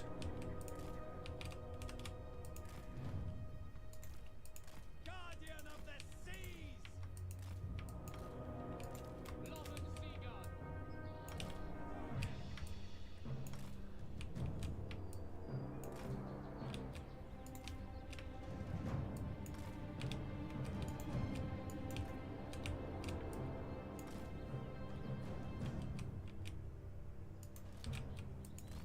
Eagle Claw.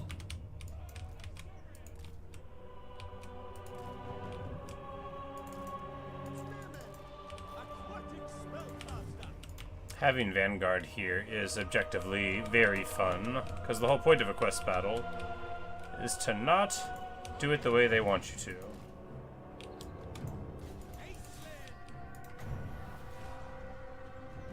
The Aislinn Navy shall always protect Ulthuan. Yeah, and we just absolutely melt them there, of course. We don't need to move our dragon in, that's actually sketchy, right? Yeah, and the amazing Ulthuan Sea Guard open up. The line is crossed. Alright, they have the bolt throwers messing with us from the sky. We're going to...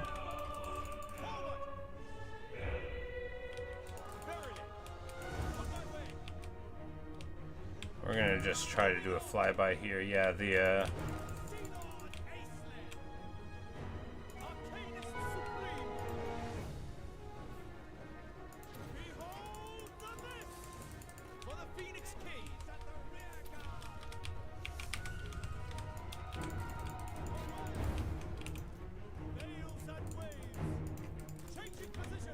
yeah, totally different experience with an actual army here.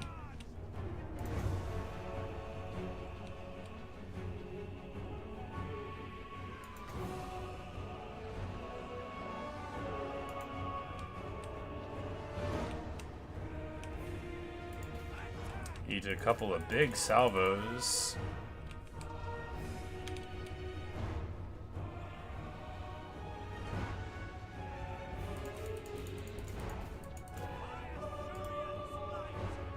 You know, 100 armor, 5 fizz resist, bit of miss resist. Still, a dragon is a big target. So when they open up with a bunch of models shooting at you, you know they're gonna hit. And probably a lot of it was this fellow shooting AP missiles at me too. Alright, the Oceanids are a summon. And the Mist Mage gets away.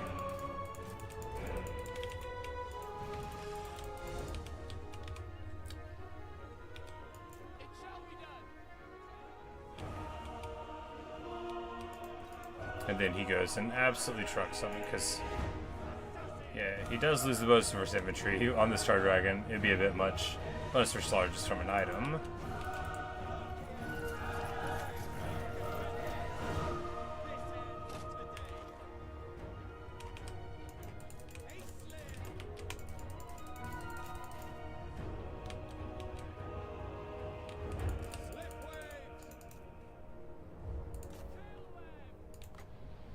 And see... The funny thing about the dragonship is now we can just, I mean, it's a lot of ammo. And, you know, having a high elf armor, a high elf army that can restore its own ammo, I mean, the whole preset kill limit doesn't work anymore if they get more ammo.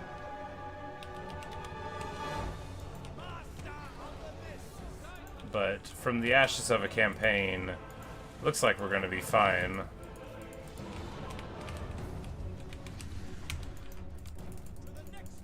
Oh.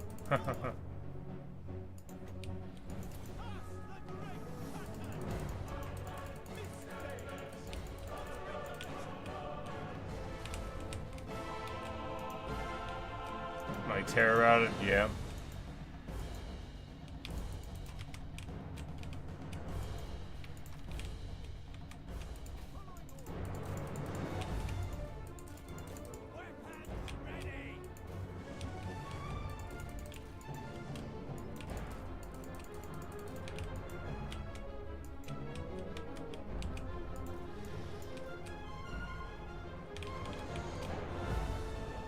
Draw the shades into the Ulthuan box in the trees, who, you know, in addition to having trees, also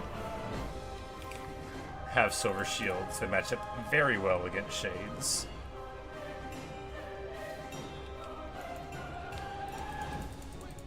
This we'll call bolt thrower is in trouble.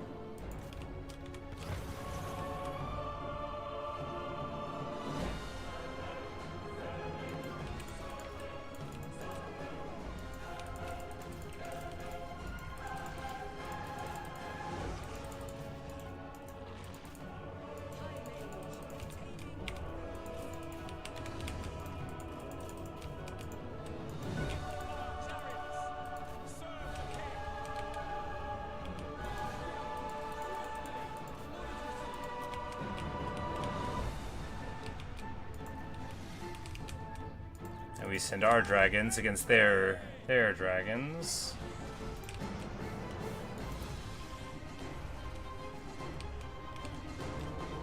And I'm pretty sure 3 dragons beats 1 dragon.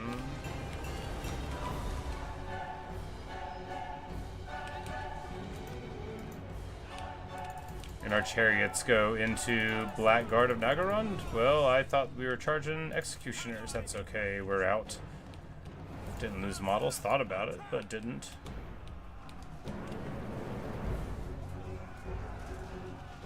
You know, they're not exactly lion chariots, are they? But it's about sending a message.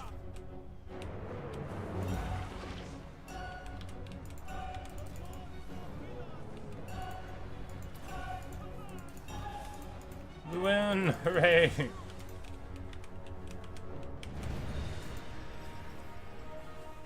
Hey, Minikman.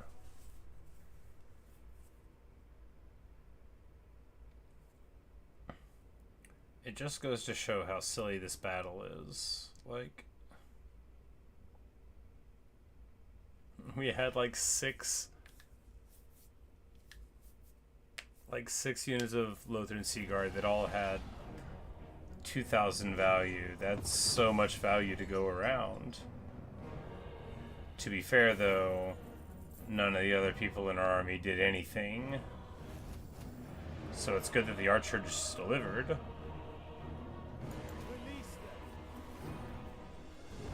And we get a trait that doesn't matter at all, but we also get War Lions.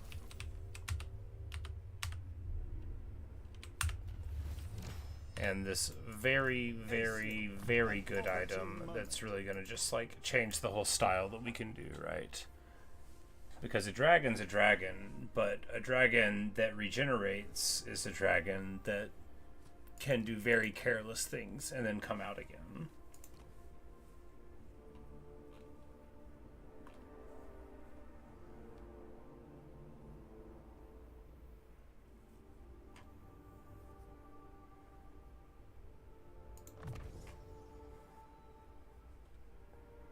Take the ward save, take the missile resist. We're already at 43% missile resist and 20 ward save. This is not a bad way to start out.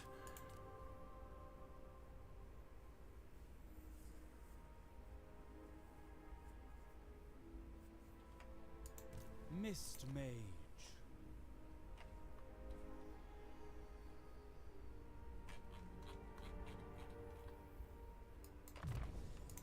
You have my attention.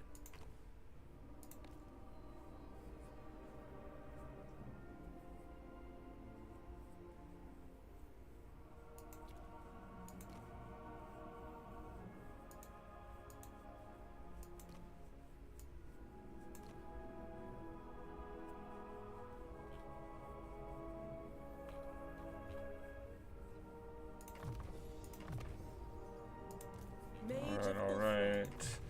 Apotheosis. Quench. Shield of Sapphire for the... Is it still map-wide ward save when you cast? Yeah. Good, good, good.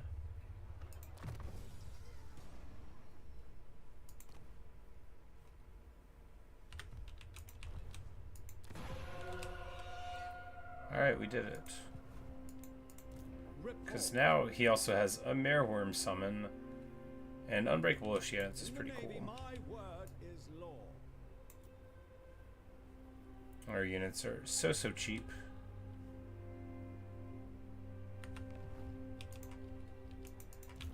Alright, we should go and pop Celestra before she gets ideas about Restation. Fortify our location.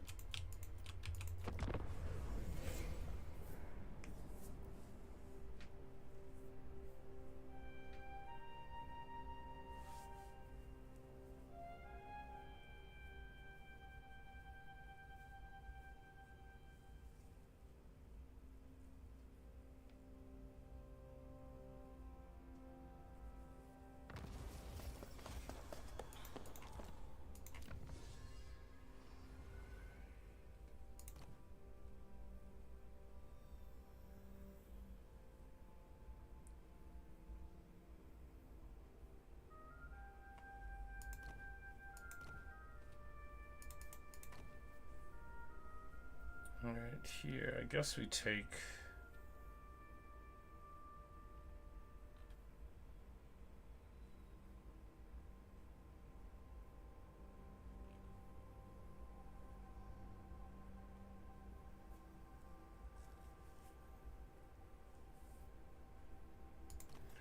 All of these seem underwhelming. I guess we'll just go for this one. New paradigms for new times. We need to find a way to get some more access to technology, Trained but by the White Tower. not sure For the when we're good gonna do of that. Ulthuan.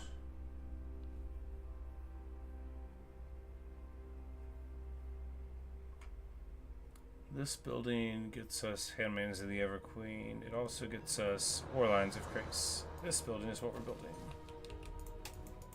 Commander of the Sea Patrol.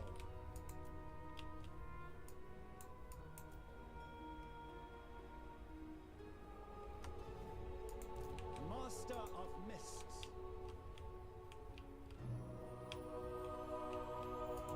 Standing orders. There are grim portents to avoid.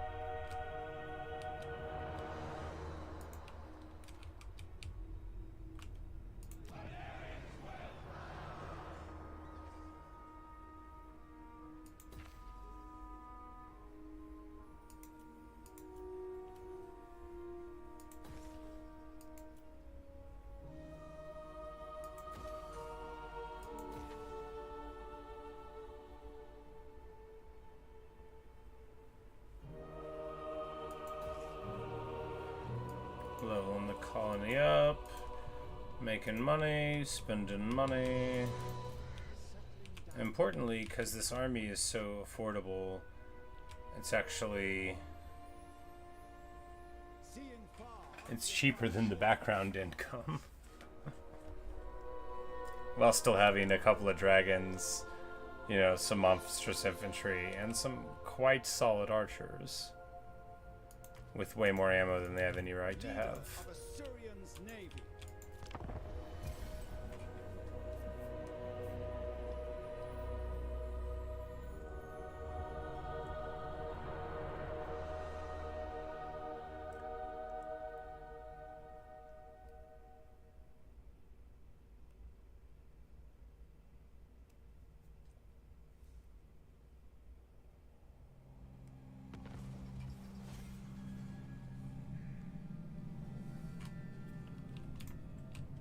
Big owns for a turn. We're gonna have enough to.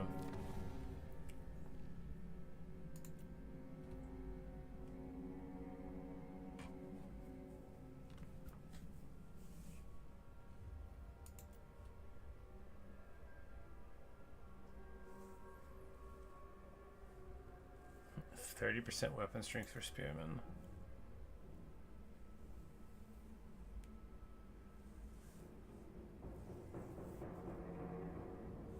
Okay, but this will give the whole Lord's upkeep. Oh, but it has to go to a specific one. You can't just give the same Lord all of them. I now understand. I was thinking we could stack all the buffs on one guy, and how cool that would be. In agreement.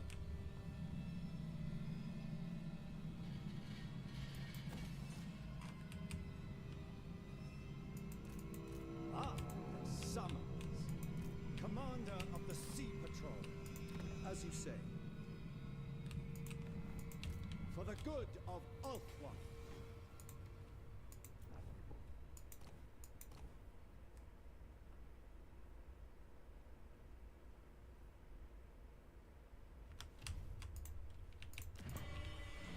We will endure.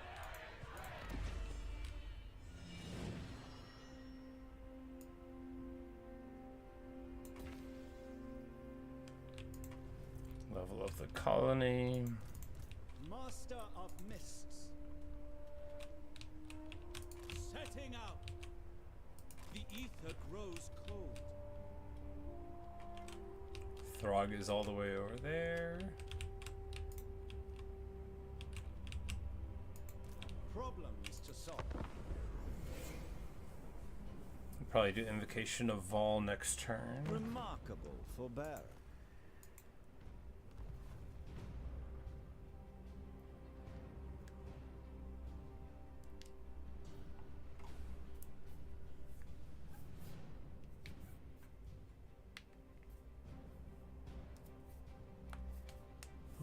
Wintertooth, very strong indeed. He must have beaten Wolfric in a fight or something and taken over everything. The waves crest. What news? Yes, this works. Leader of Assyrian's navy.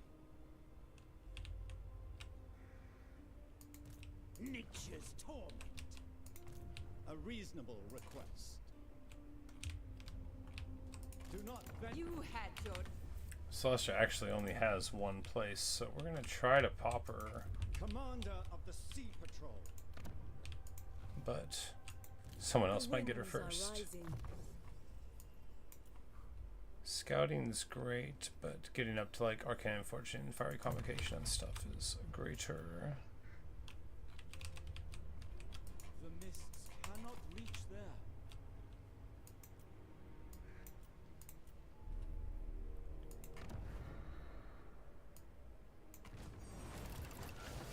Powerful magical item. Is it the same every time? Maybe.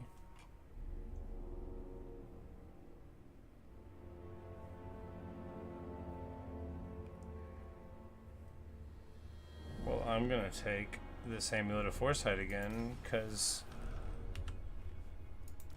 10 ward save is alright. Beware the undertow. Dauntless. For the greater good. Oh, has to go on alert. Well, we'll put it on the next one.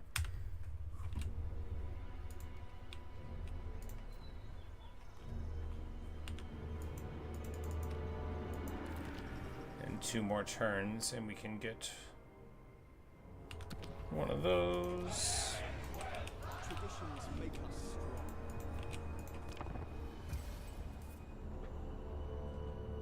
Do not presume upon. Ulthuan loves me, he just doesn't know it yet.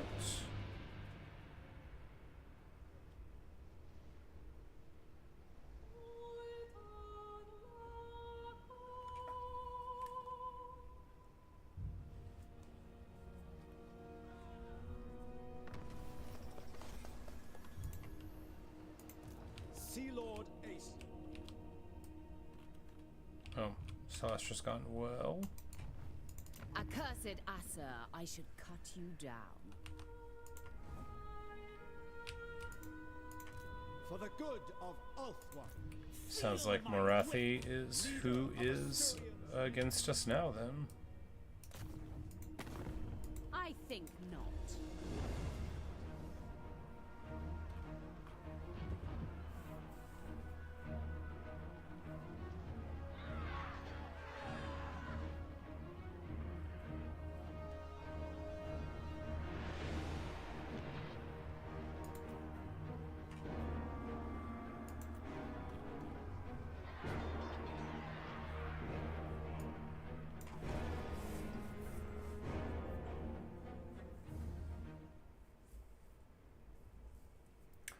The thing about dragons is dark elves are actually really good at killing them.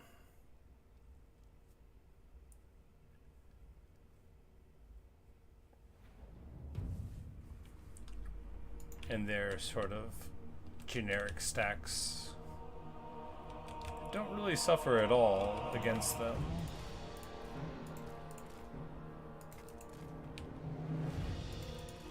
Mist Mage.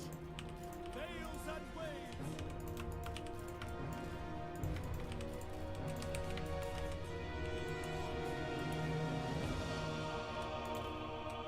Yes!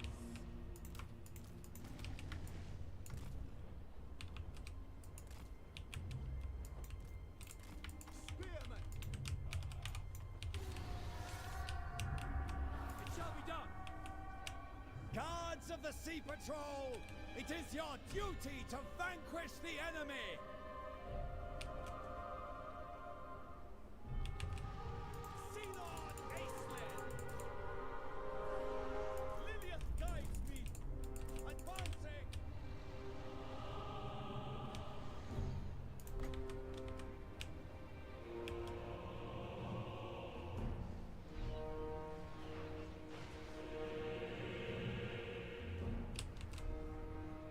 If we drop it there, does it just get rid of the gate?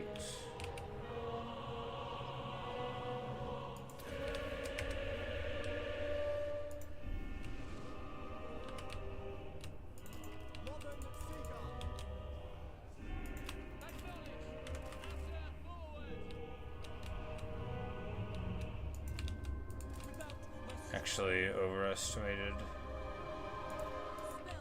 the range there, giving away some free hits.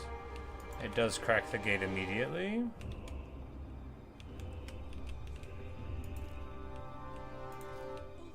Man, what I wouldn't give for a good caster, huh?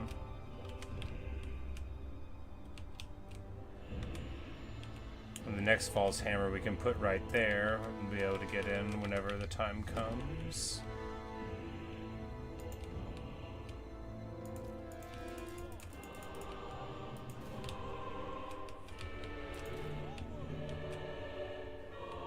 I'm guessing the chariots are on that side.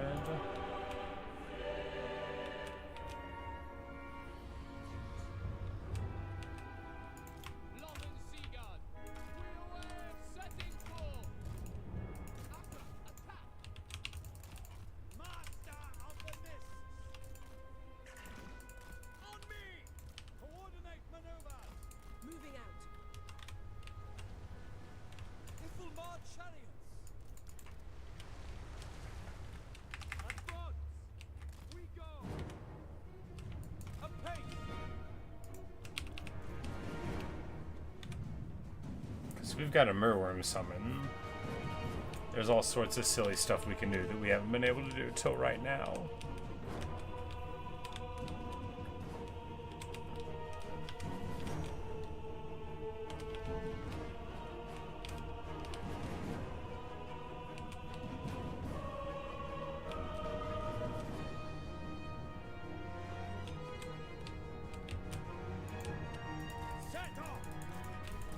This is dumb, we shouldn't be here. The summon is fine though. The summon is okay. Hammer time there. Getting a bearing. Reshaping reality.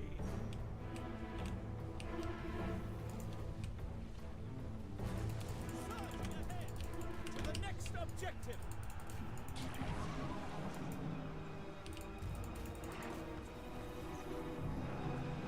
The summoned one is not unbreakable, but it's still, you know, gets some work there.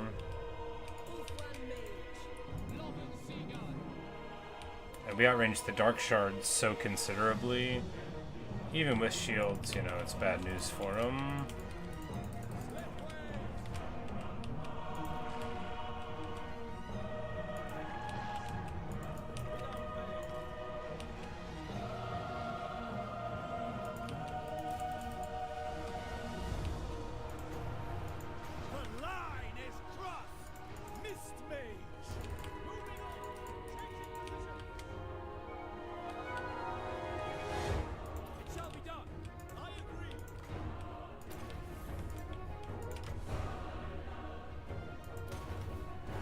Totally could have got everybody in there. Is he confused? Is he stuck? Is he on the ground inside of the gate?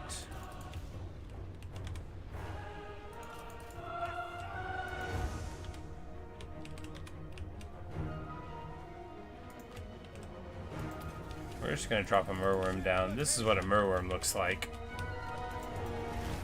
It's gonna be a little bigger than you thought.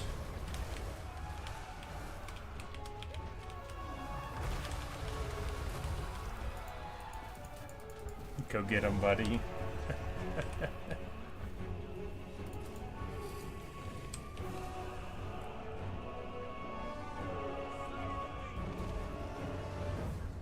Okay, so he's not good at hitting single units.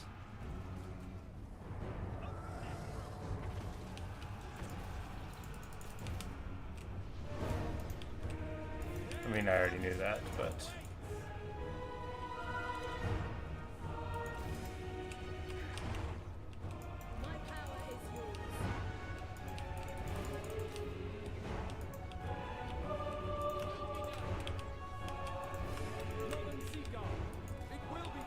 Forget these guard on the walls, then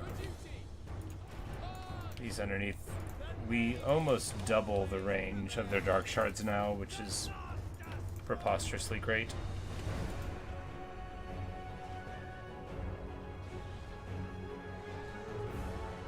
And with our very big resist plus physical resist numbers now, he's already just a total brick house.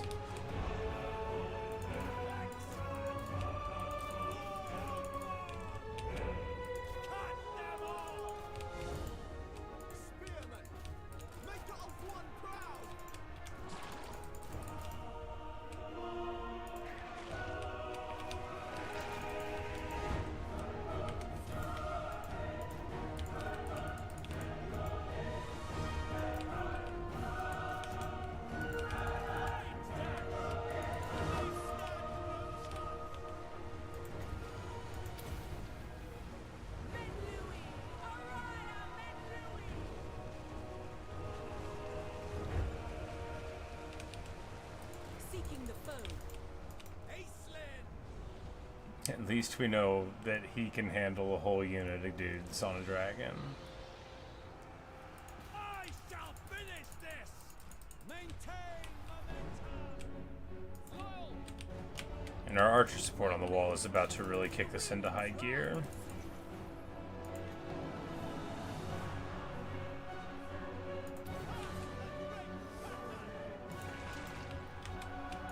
So we have monsters fighting dread spears. That's not good abstractly for the monsters. It is fine when there's this many of them. Raise the waves! Drown their lives! Without fail. But now that our archers are in position again, we will run away, run away! Apotheosis these guys. Aislinn! Done!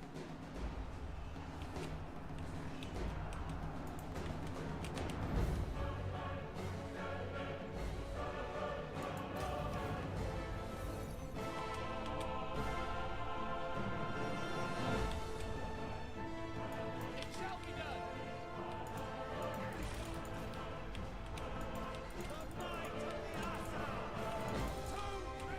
might of the Asa!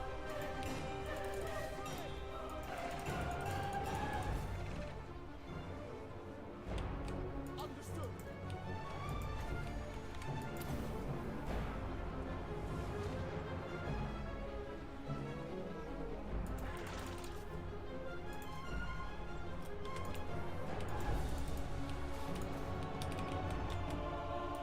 strike all the way! Perfect opportunity! Ulthuan mage. The greater good. That is the sea. Even against silver shields, Understood. you know, we can still get value. Their leader, that old dog, is going down.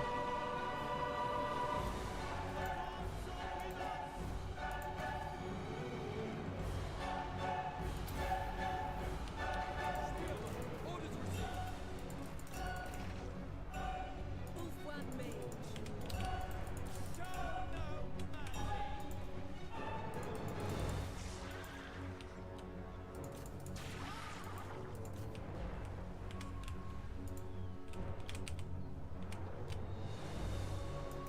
Asa, forward! You know, maybe these chariots are okay at dealing with gates and stuff. Aislinn! Vol's hammer certainly opens a gate. The tides are turning! And that's a thing you always want to have active anyway. For duty! Asur, advance! Noble.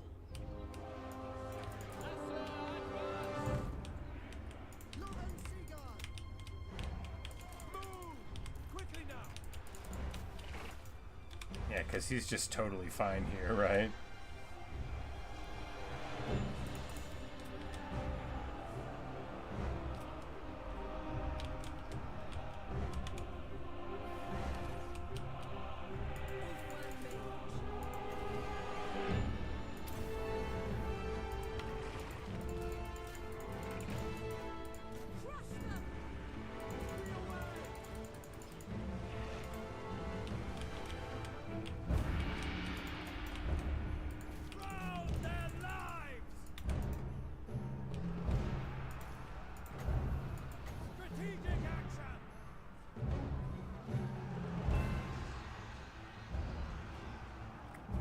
Man-Star Dragonbeth, pretty good.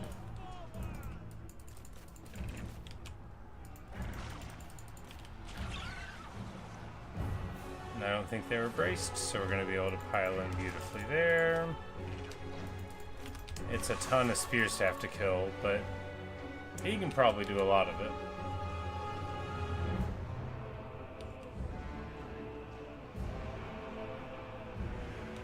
High mage.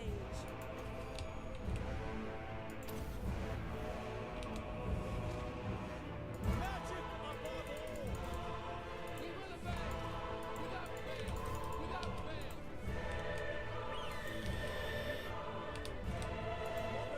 fail! Lothern Seagull! We will obey. Moving out.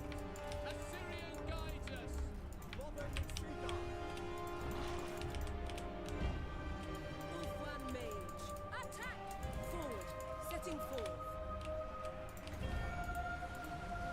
Orders. Everyone, bend to my will. Ha! Right into the ground.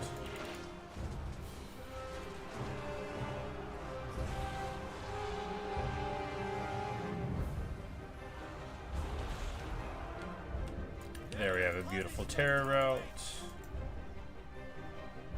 And these fools are very resistant to dark shards. They have 40 fizz resist and 35 missile resist without any redline abilities, so you know, and 0 armor, so the shards don't like them at all. These are very good units to deal with against the ranged focus of the Dark Elves.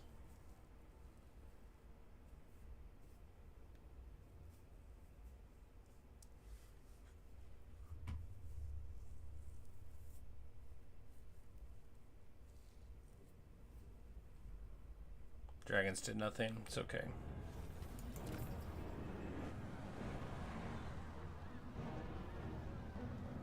The sea gods And we're going to establish colony here, because this is, you know, here on the water. Aislinn.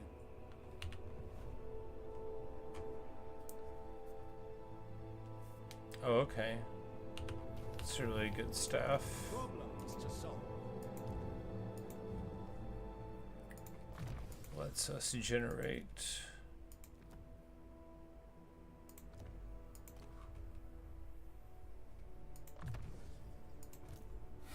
more magic. Nothing to do but like that.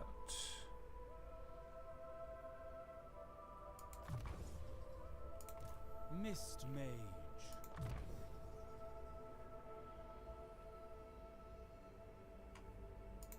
You have my attention. Alright, so magic, AP, huge bonus versus large.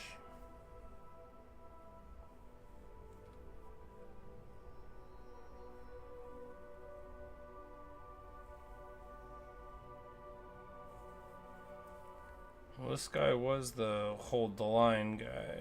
Magic attacks and AP will help him kill anything that comes up, right?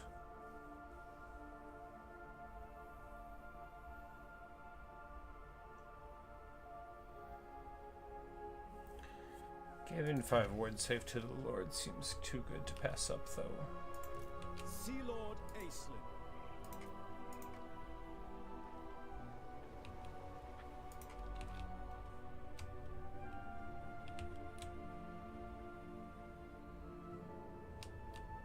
Be getting plenty of dragonship supplies. Be able to go up to tier 3 soon.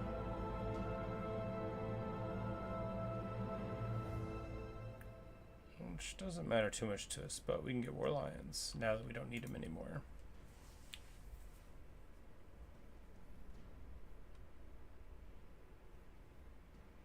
Because most of what I would want war lions for, the Oceanids do. The Navy demands fresh recruits. Except war lions are fast. Understood.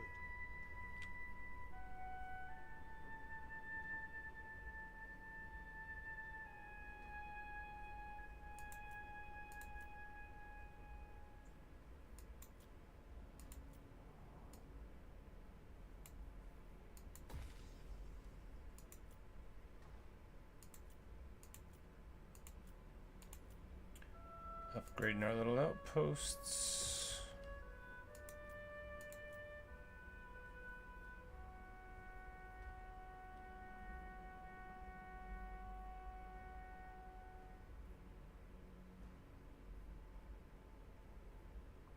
Here we get 150. No, we get 100 for 200. So if we're doing the trade at all, we should be doing it there. We can chop the other building. Commander of the Sea Patrol. In the Navy, my word is law.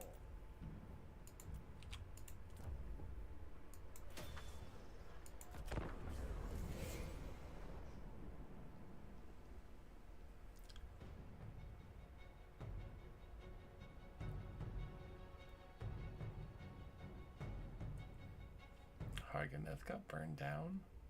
That's funny.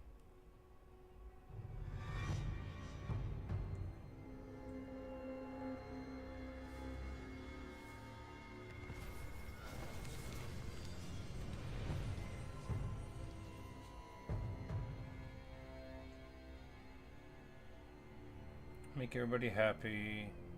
Lose trade income for a little bit of influence. Spend influence for this ambush defense thing. Seems fine.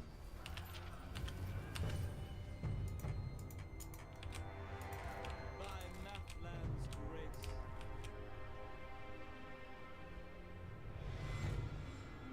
The winds feel different.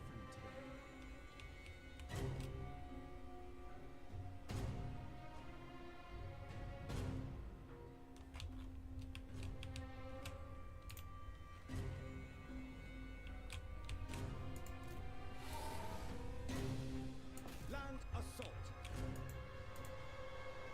And the big lady's right here. Of course, she doesn't. Use this insolence. She doesn't match up super well against us.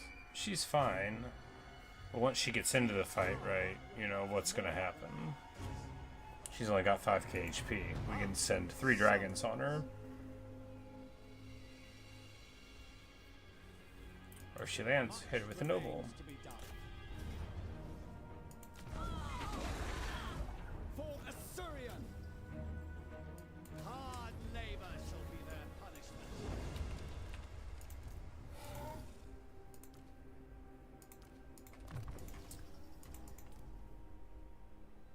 This talisman actually pretty funnily good for them, because hey, they fly.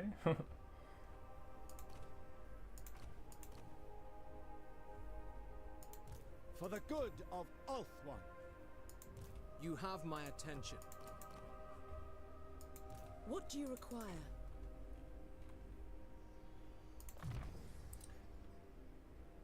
Tempest, which is very good against flyers. Who else?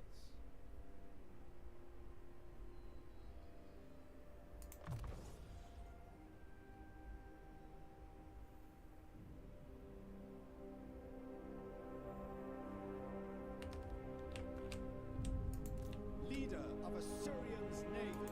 Do not order me.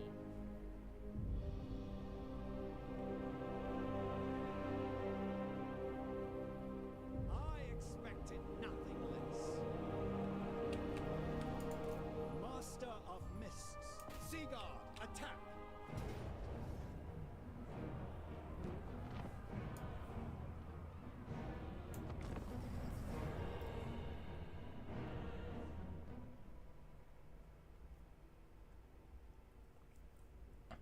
Alright, a couple of good news. There is a bunch of water to fight on, so this is very nice for me. As I am the aquatic boy. Understood. A bolt thrower in the flying chariot would be nice, but Ulthuan mage. that's not what we have.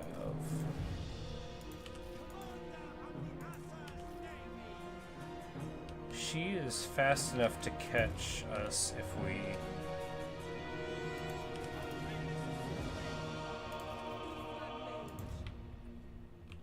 Sails and waves. get out front in a bad way. We could just vanguard behind them. No.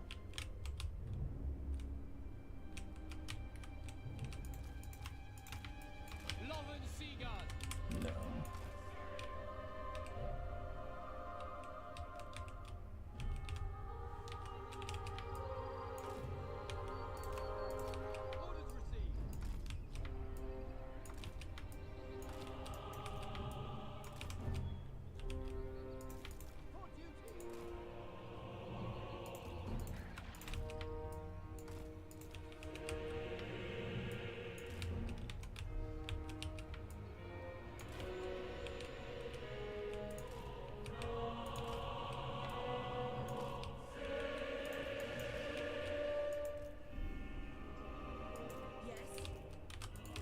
don't know how I'm gonna force him to come to me, but I will though.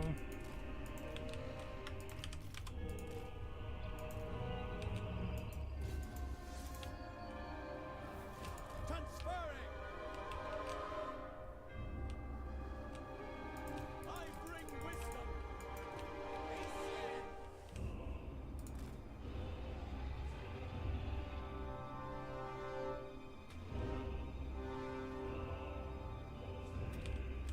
Lilia guides me.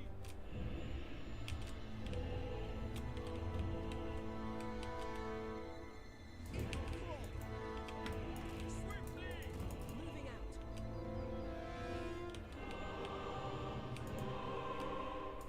Master of the mists. Aislinn. Reposition. Surging ahead. So what we're gonna do is like breathe on them. Cast the great pattern. Altering direction.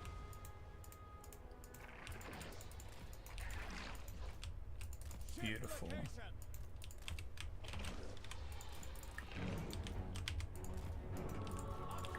And then we're just gonna try to move around these dread spears to smash into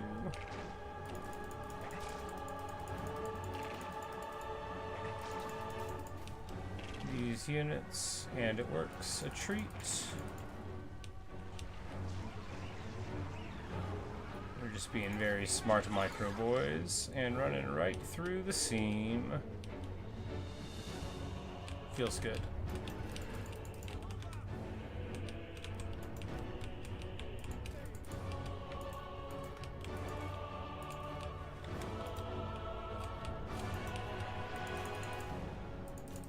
We get netted, that's okay.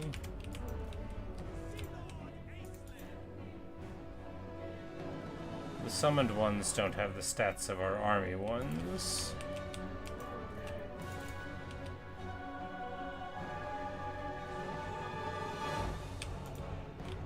And we're just gonna fight her straight up. I bet we win. Oh my god. Oh, she's gonna get deleted.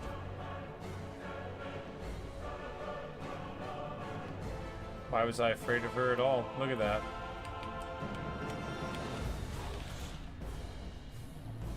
It's like a me move. Like, why don't I attack a star dragon? Really, really more than she could chew. Why was I afraid at all? She did 500 damage and had to run. Get wrecked, Marathi.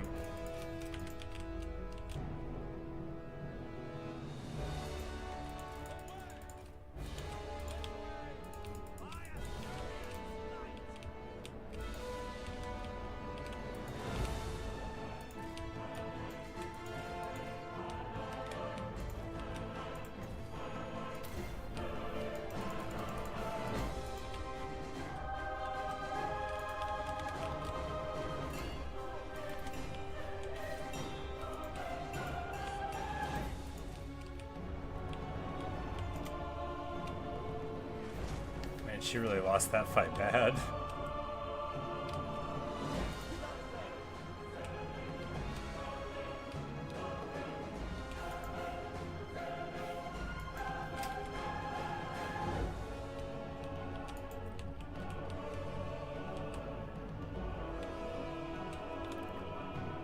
I actually really like the bolt thrower in this army. Kind of want a few of them. I need to see about getting them in the flying chariots though, because that I think could be a very nice unit.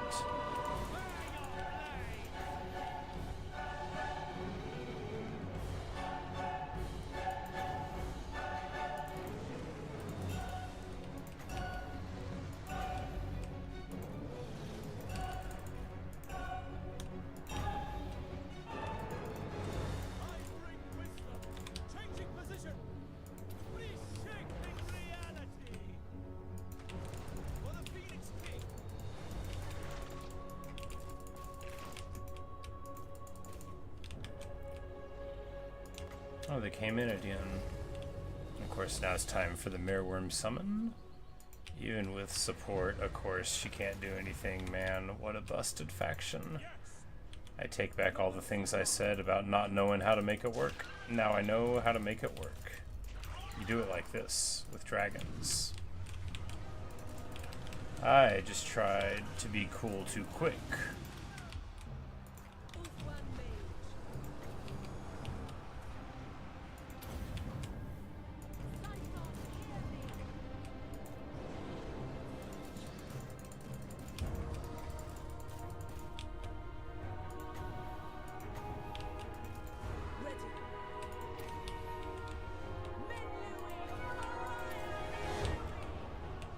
And we're gonna get her with this Tempest, which should be the end of her.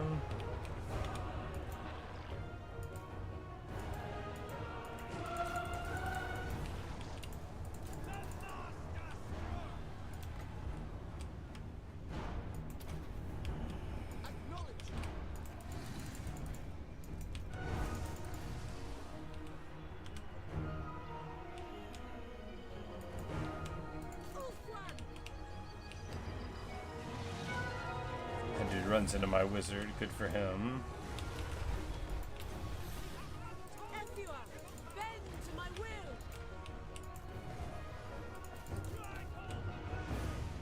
We will obey, as you say. For our ancestors! We go! The tides are turning! Etheric rush! Ulthuan mage. Heal these guys because they still have the most models.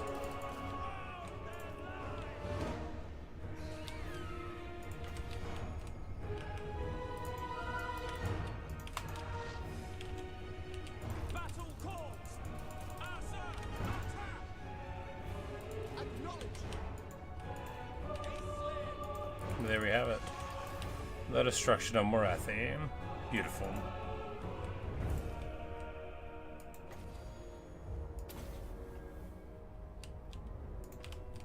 And we're just going to heal up the dragons a bit. You know, it would have been better to get a life caster probably, but...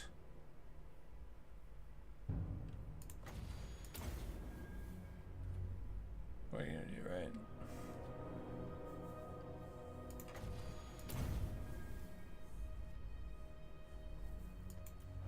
I like the lore passive of high magic.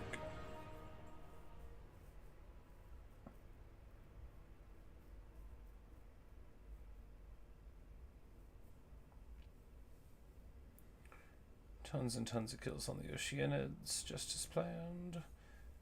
Do we need the regular spearmen, or do we just replace them with more Oceanids?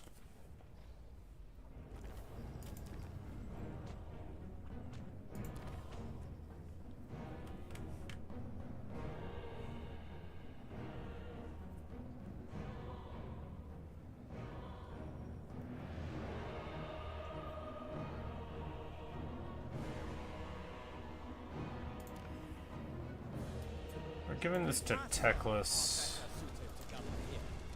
We're giving this to Teclis so it'll have a foothold up here. Aislinn. And we get access to the ROR Merwin, which has a cold aura.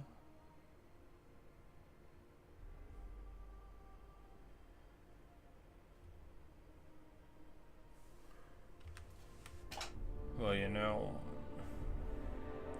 gotta take them. Your martial virtue seems lacking. Who can brave the hostile waters? Secure the perimeter. There are grim portents to avoid.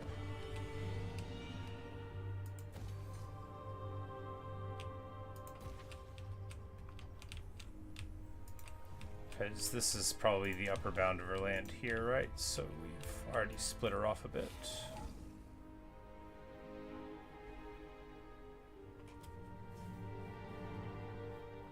And we can get bolt throwers As it should be. that fly.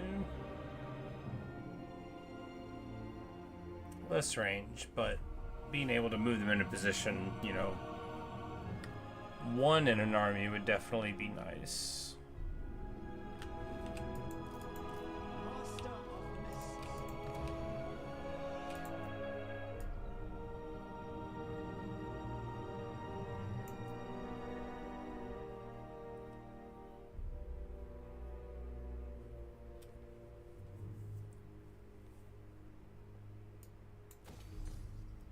here we get our noble consulate.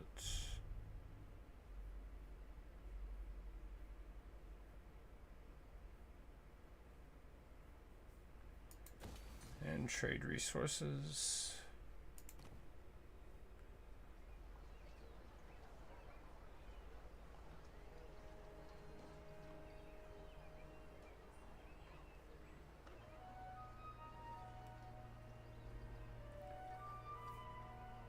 And here we need to break this one so we can build that special colony there for the benefits. Very well. I will obey. And then here.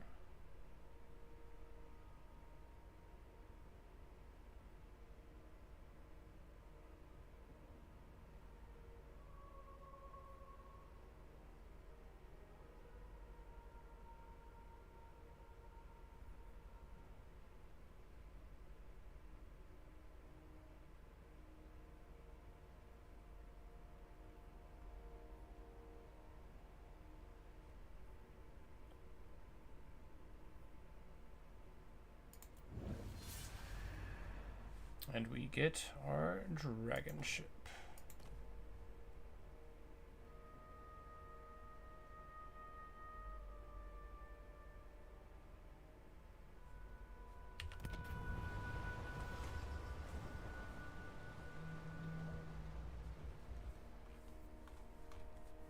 Okay, so now we've got a dragonship we choose. We'll either get Ilariel in the final battle or Tyrion in the final battle. I think Tyrion in the final battle is a more interesting choice, right? Most astute. And it gives us...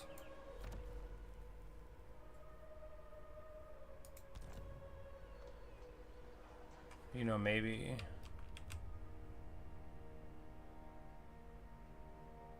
Yeah, I don't think that one would have helped us particularly either, so at least there's something, right?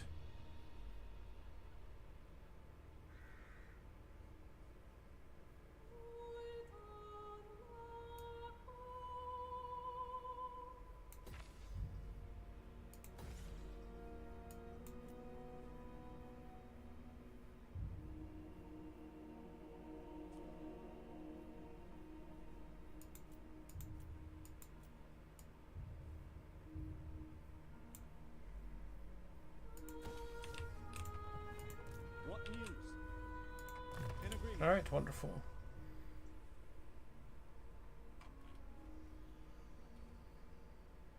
I'll take this speed because that's worth a lot.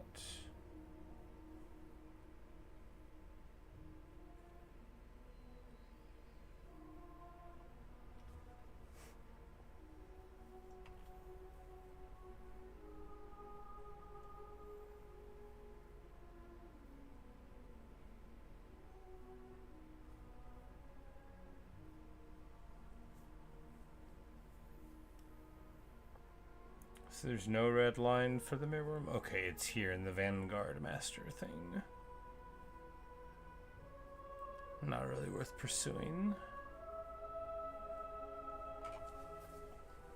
This is nice because it's melee attack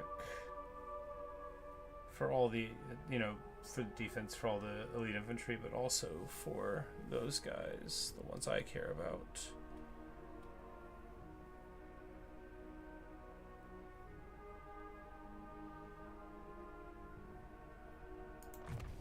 We can buff the bows of the Lothran Sea Guard.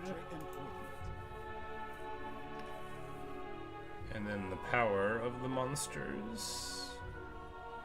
Another deserved victory.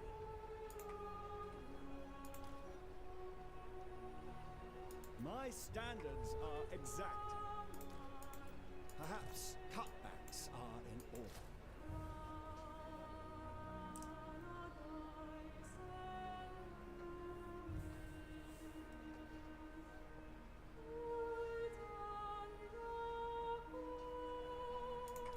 I shall tolerate no insubordination. In the Navy, my word is law. The Navy demands fresh recruits. My standards are exacting. He's got like such good stats, and he hasn't even earned them. Crazy. Alright, well. It grows late.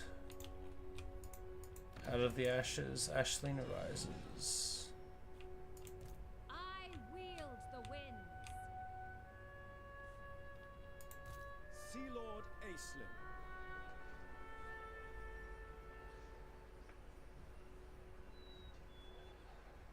I expected nothing less.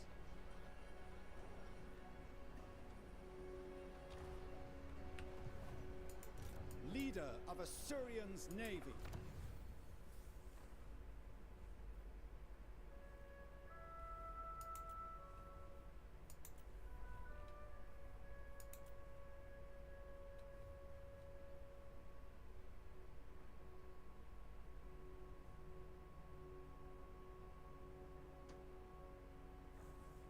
It says it lets dragons attack walls. I'm telling you, because I've played this game before, I bet it would take them a year to break a wall.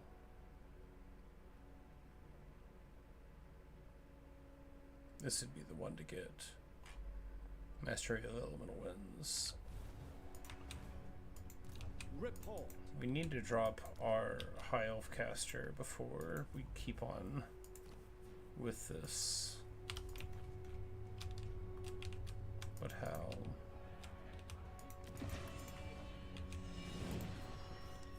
Oh, we can get another. Okay, we can just get another one of the Shrine of Cain, which will get a metal caster that's good at being a caster.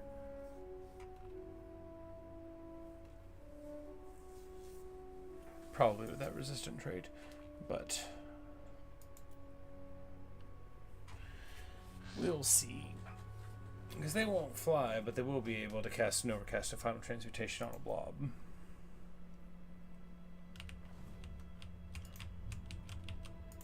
Ah, summons. I value our...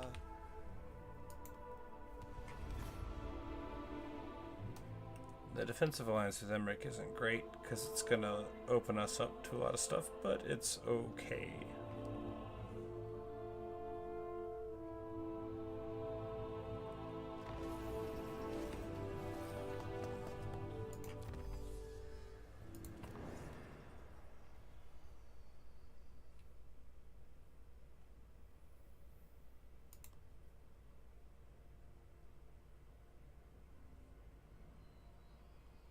Oh wow.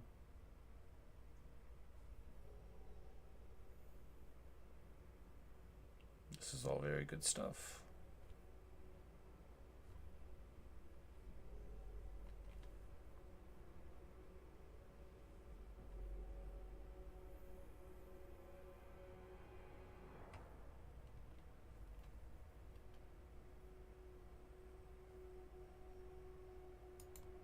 These advances will be useful. We need more items, so we will pursue that. Punish the unjust, And lest they commit. yeah, we'll be able to get there as soon as we get more population surplus. We were churning through the population thinking it didn't matter, but it turned out that it did. Opportune moment.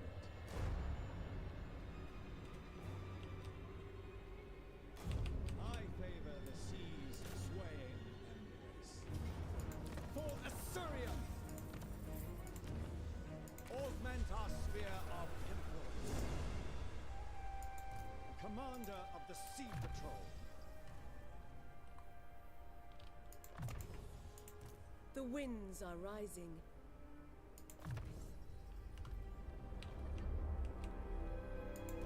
For the good of Ulthuan.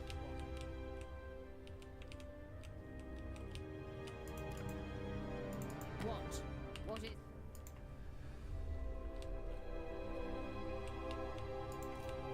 Triumph again, as it should be. Advance. All hands to Yeah, because we could just roll here and then immediately come over here and smash them. This dude's got a manticore, which is nothing. another deserved victory. Bam, But since we match up so well against the Dark Elves, we might as well keep on matching up against them.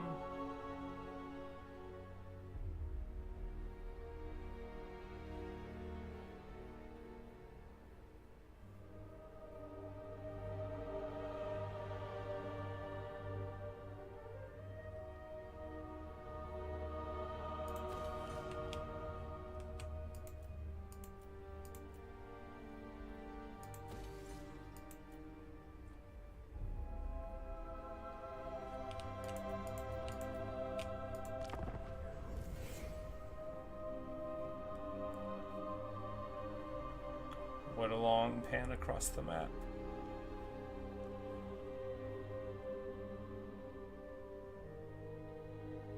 You possess some merit.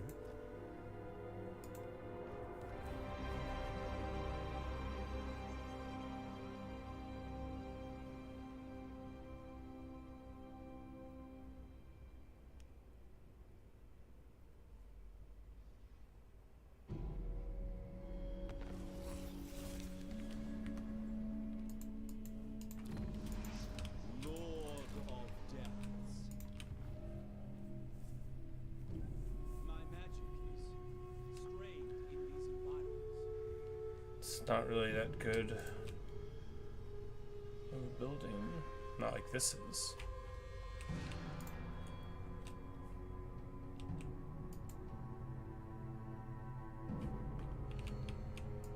What news?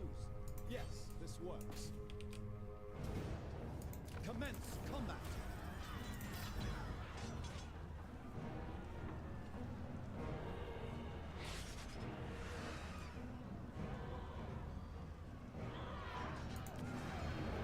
The Asa are better suited to govern here.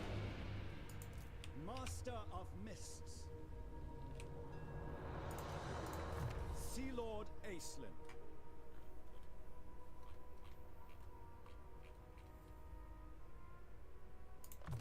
Commendable craftsmanship.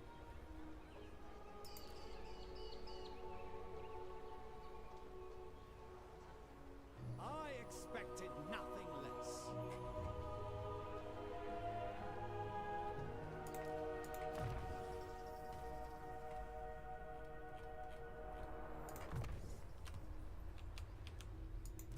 This brooks action. I refuse this insolence. Commander of the Sea Patrol.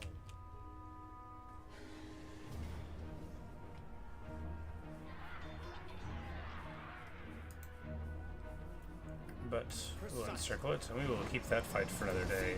Attack. Of course, we know how it's going to go. We're going to go up and provoke Morathi, and then we're going to punch her in the face with a dragon. It's going to be great. Assault.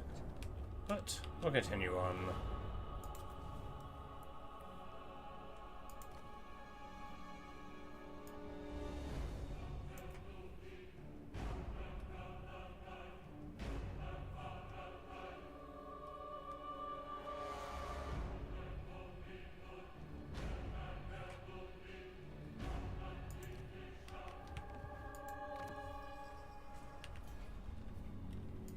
Do not order me.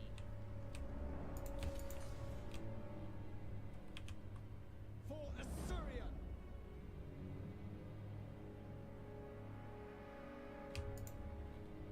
Beacon's an interesting landmark, but anyway.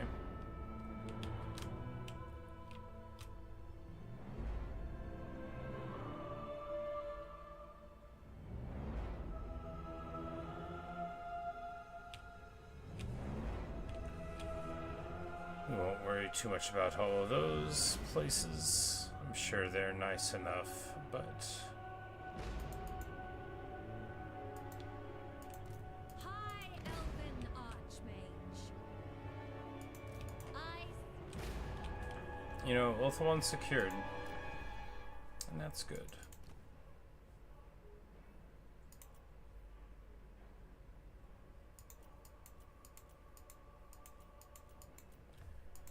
And I guess, you know, even though the Confederation would be bad, because their, you know, stuff wouldn't jive with yours, and they wouldn't generate the kind of resources you would need, but you'd still get the Lord. Anyway, we've got a ton of dragonship materials, which is good.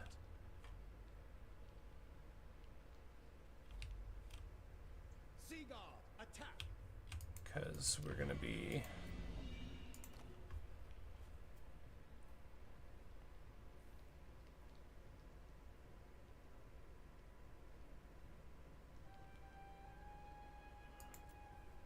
getting one of these fools pretty soon.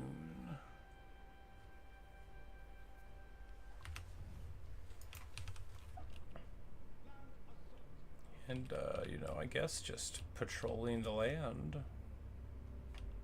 We have a bunch of supplies. We might as well get another guy out generating growth. We got to get these dragon ships up and running. They're immortal, so... Anyway, good stuff.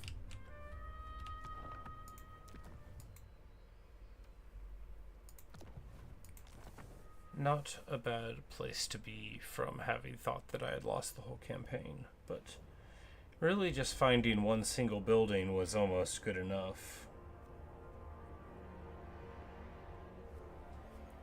The ability to like flit on and off of the ocean, so good. But man, I played a little longer than I meant to. I really need to shut up and go to bed. So, thanks for watching. Thanks for listening. Hope you've enjoyed. Good night, everybody. Good night, Neo. Good night, Midnickman. And maybe I'll see you guys later on.